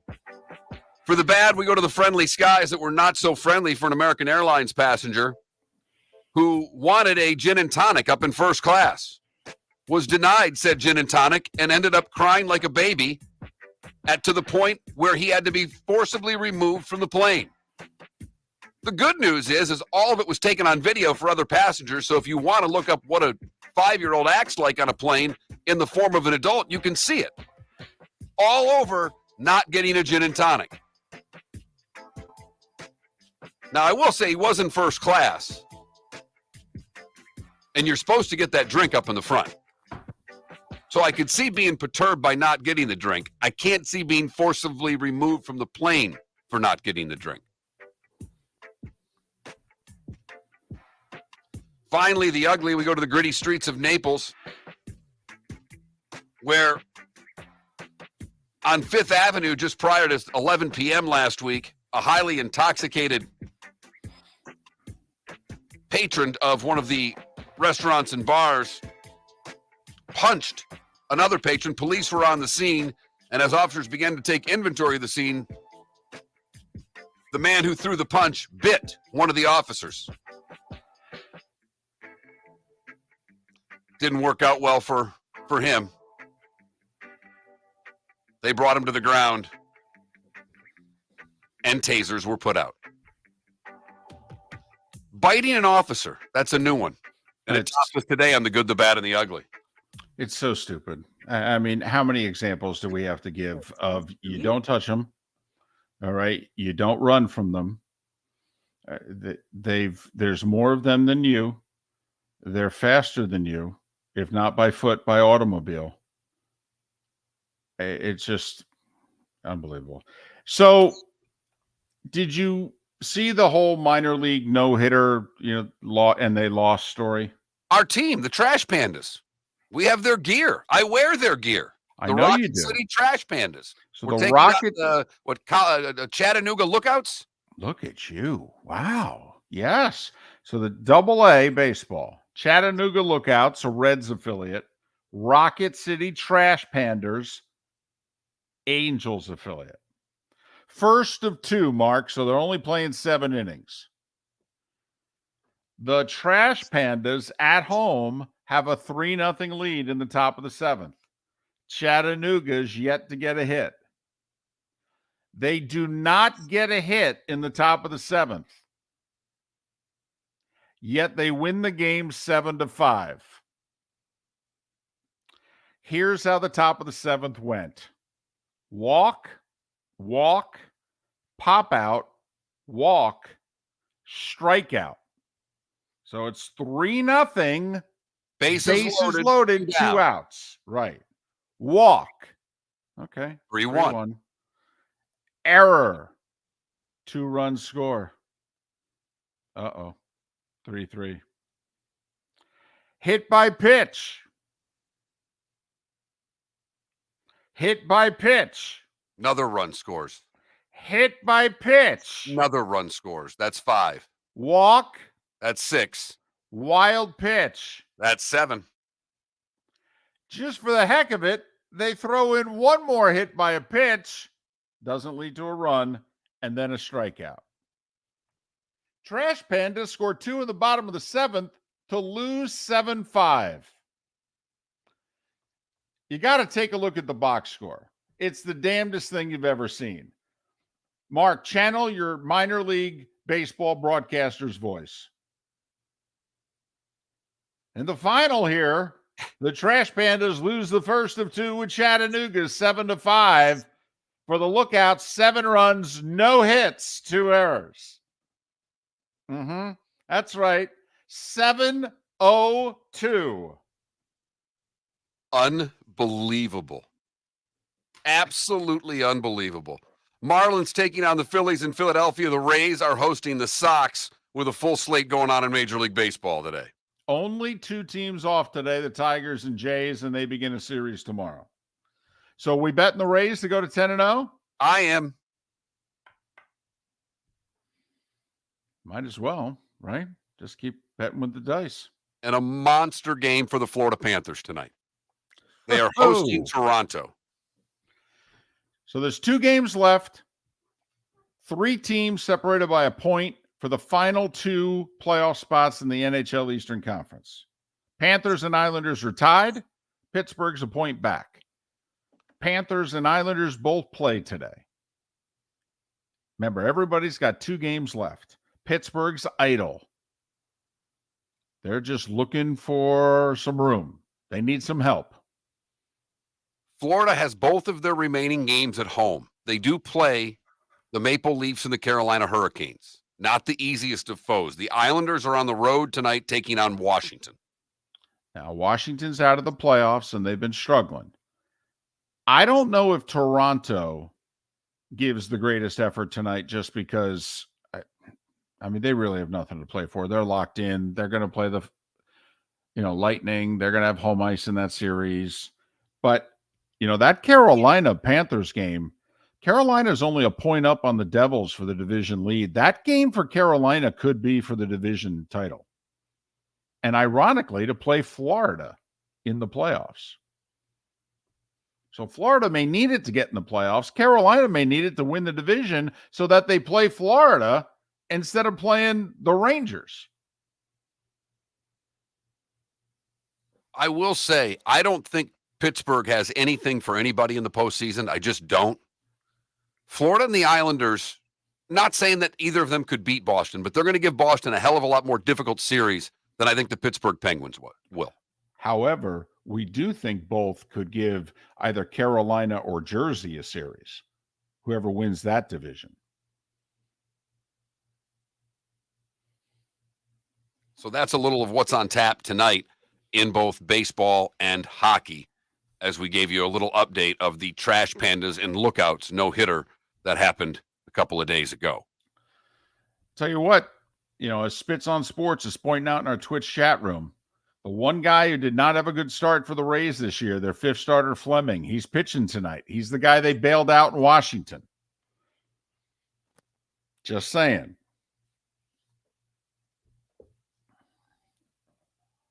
So are you taking Boston today?